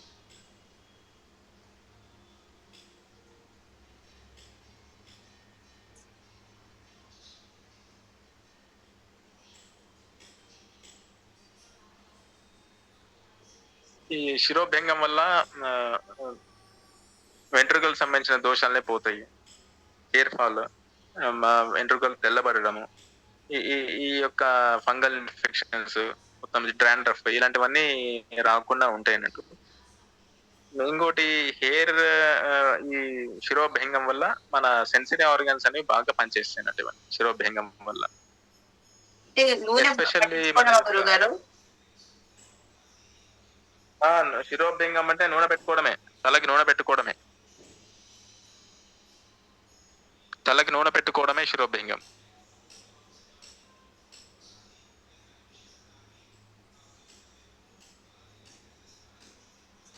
మీరు గమనించండి, తలకి ఎప్పుడైతే నూనె పట్టించినప్పుడు మీ యొక్క ఫేస్ లో గ్లో వస్తుంది ఇమీడియట్లీ. అది కూడా నువ్వుల నూనె ఎత్తురేనండి, కొబ్బరి నూనె?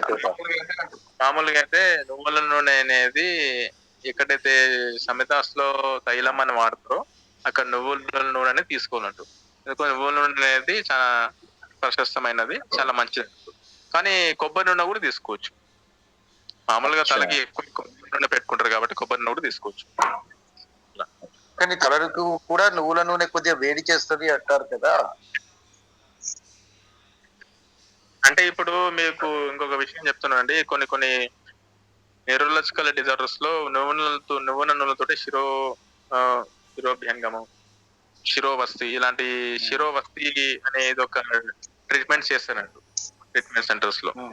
నూనె పోస్తారు తలపైన మొత్తం. అది అంటే మనకి ఏది అవసరం అది చేసుకోవాలన్నట్టు.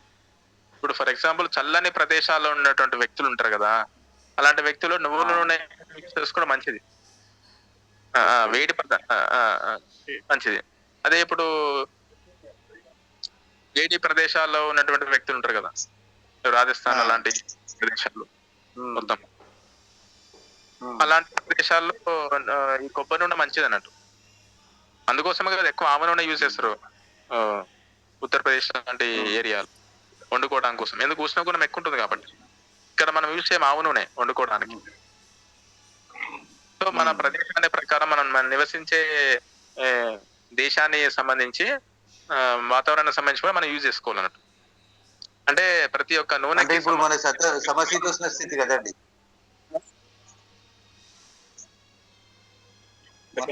మనది టెంపరేచర్ మామూలు స్థితిలో ఉంటుంది కాబట్టి మనం నువ్వుల నూనెను వాడుకోవచ్చు, పల్లి అది కొబ్బరి నూనెను వాడచ్చు. మనది వచ్చేసి సాధారణ దేశ అంటారు. సాధారణ దేశ అంటే రైన్ ఫాల్ అలా ఉంటుంది, ఎండలు కూడా అలానే ఉంటాయి. మరి తీవ్రంగా మొత్తం ఎండలే ఉండకుండా వర్షాలు కూడా పడతాయి ఇక్కడ, అప్పుడే సాధారణ దేశ. ఇప్పుడు కొన్ని ఎక్కువ ఉంటాయి, ఏవి కేరళ చూసుకో, కేరళ ఎప్పుడు వర్షాలు పడుతుంది, కేరళ కానీ సైడ్ మొత్తం వర్షాలు ఎక్కువ పడుతుంటాయి. మేఘాలయలో మాత్రం ఇంకా ఎక్కువ వర్షాలు పడుతుంటాయి. అంటే అక్కడ వాతావరణాన్ని అనుసరించి మనము పదార్థాలనే వాడుకోవాలన్నట్టు.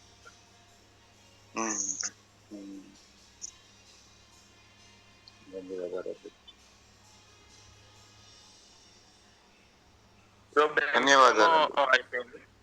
ఇప్పుడు ఉద్వర్తనం ఉంది. ఉద్వర్తనం అనేది అభ్యంగం ఎలా అయితే నూనెతోటి చేస్తామో, ఆయిల్ తోటి చేస్తామో, ఉద్వర్తనం అనేది మనము పౌడర్స్ తోటి చేస్తారు. ఉద్వర్తనం కఫహరం మేధసం ప్రబలయనం అంటారు. ఉద్వర్తనం కఫహరము, మా కఫాన్ని దోషాన్ని తీసేస్తుంది. మేధహరం అంటే ఈ ఎక్కువ ఫ్యాటీ ఎవరికైతే ఉంటుందో, ఫ్యాట్ ఎక్కువ ఉంటుందో బాడీలో, ఆ ఫ్యాట్ మొత్తం పోతుంది అన్నట్టు, మెటబాలిజం పెరుగుతుంది అన్నట్టు ఉద్వర్తనం రెగ్యులేట్ చేయడం వల్ల.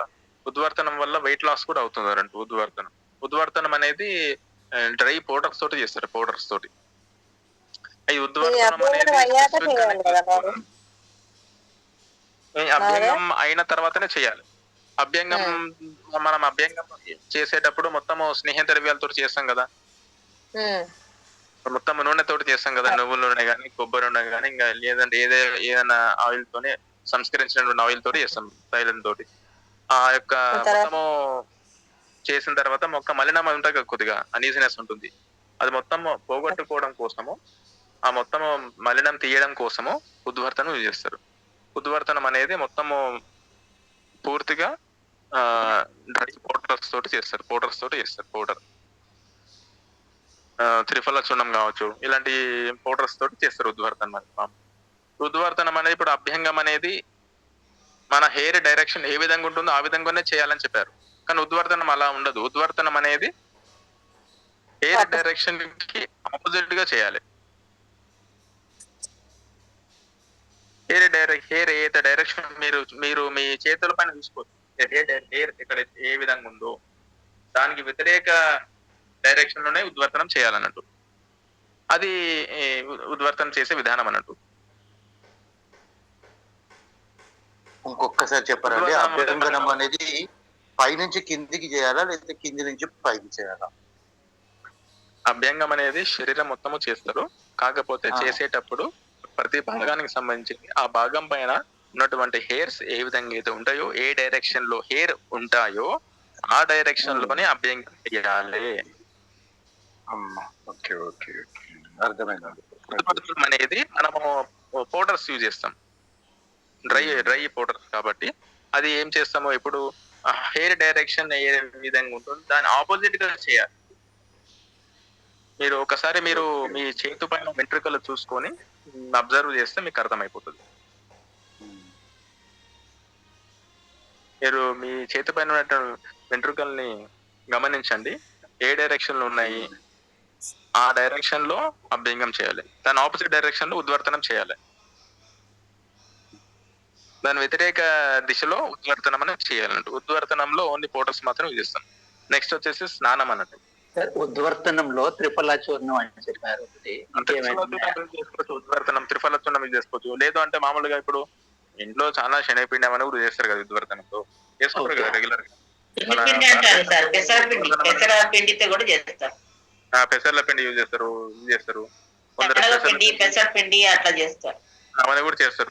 అంటే అవన్నీ ఎప్పటి నుంచో ప్రాక్టీసెస్ ఉన్నాయి, అవన్నీ ఉన్నాయండి. చాలా సున్నిపిండి అంటారు, దినచర్య అనేది ప్రాక్టీసెస్ అనేది కొన్ని వందల సంవత్సరాల నుంచి వస్తుంది. కానీ అది ఒకటి స్కిప్ అయితే పోయినట్టు, అంటే మనం వదిలేసుకుంటూ వచ్చామన్నట్టు. సున్నిపిండితో స్నానం చేయడం అనేది చాలా రోజులు, ఏళ్ల నుంచి తరాల నుంచి ఉన్నదే సార్, కొత్తది కాదు. అవునవును, అది మీరు చెప్పినట్టు అది పొడి, అది పొడి రాసేస్తే మలినం అంతా బయటకు వచ్చేస్తుంది. ఉద్వర్తనం అనేది మనం ఏమో నలుగు పెట్టుకోవడం అంటాం. అదే అమ్మా, నలుగు పిండినే ఉద్వర్తనం అంటున్నారు.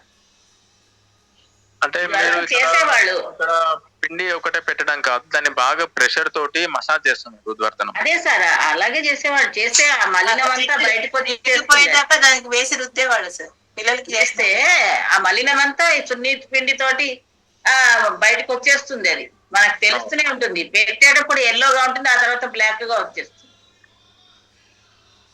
ఇప్పుడు స్నానం అన్నట్టు, స్నానం వల్ల శ్రమ హరణం. స్నానం వల్ల మనకందరూ తెలిసి స్నానం చేస్తే ఎలా ఉంటుంది, ఫ్రెష్ గా ఉంటుంది, శ్రమ హరణం.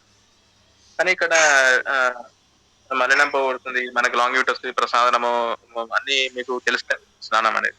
కాకపోతే కొన్ని స్పెసిఫిక్ స్నానాలు ఉంటాయి అన్నట్టు. కొన్ని గంగా జలంతో స్నానం చేయించడము, కొన్ని స్పెసిఫిక్ ముహూర్తాల్లో స్నానం చేయించడము, ఇలాంటివన్నీ ఒక స్పెసిఫిక్ ఫలితాలు ఉంటాయి అన్నట్టు. ఇప్పుడు హంసోదకం ఉంటుంది, హంసోదకము తోటి కూడా స్నానం చేస్తారంట కొన్ని రోగాలకి నివారణ కోసం. అంటే నీళ్లు తీసుకుపోయి నీళ్లు అంటే నిర్మలమైన జలం తీసుకుపోయి ఆ జలాన్ని సూర్య కిరణాలకి ఎక్స్పోజ్ చేసి, తర్వాత చంద్ర కిరణాలకి ఎక్స్పోజ్ చేసి ఆ జలాన్ని స్నానం కోసం ఉపయోగించేవాళ్ళు కొన్ని నివారణ కోసం అన్నట్టు. అలా కొన్ని ఉన్నాయన్నట్టు అవన్నీ కూడా. ఈవెన్ స్మాల్ పాక్స్ అలాంటివి వచ్చే టైంలో కూడా గంగాజలం తోటి బ్రహ్మ ముహూర్తంలో రోగికి స్నానం చేయించేవాళ్ళు. అప్పుడు స్మాల్ పాక్స్ అలాంటి ఒక 200 సంవత్సరాల క్రితం అయితే వచ్చిందో స్మాల్ పాక్స్ లాంటివి, అప్పుడు వీటిపైన రికార్డ్స్ ఉన్నాయన్నట్టు అవన్నీ చేసేటప్పుడు. వాటికి ఒకరు కూడా స్ప్రెడ్ కాలేదన్నట్టు అవి అక్కడ. సో ఈ స్నానానికి సంబంధించి కూడా చాలా మనకి శాస్త్రంలో చాలా దొరుకుతాయి అన్నట్టు. ఈ సంహితాస్లో చాలా దొరుకుతాయి, ఒకటే చోట లేవు అవి, రకరకాల డిస్క్రిప్షన్స్ లో దొరుకుతాయి అన్నట్టు స్నానం అనేది. స్నానం తోటి ఇది దినచర్య అనేది కంప్లీట్ అవుతుంది. అంటే అభ్యంగా దినచర్య అనేది బ్రహ్మ ముహూర్తం నుంచి స్నానం వరకు వస్తుంది దినచర్య.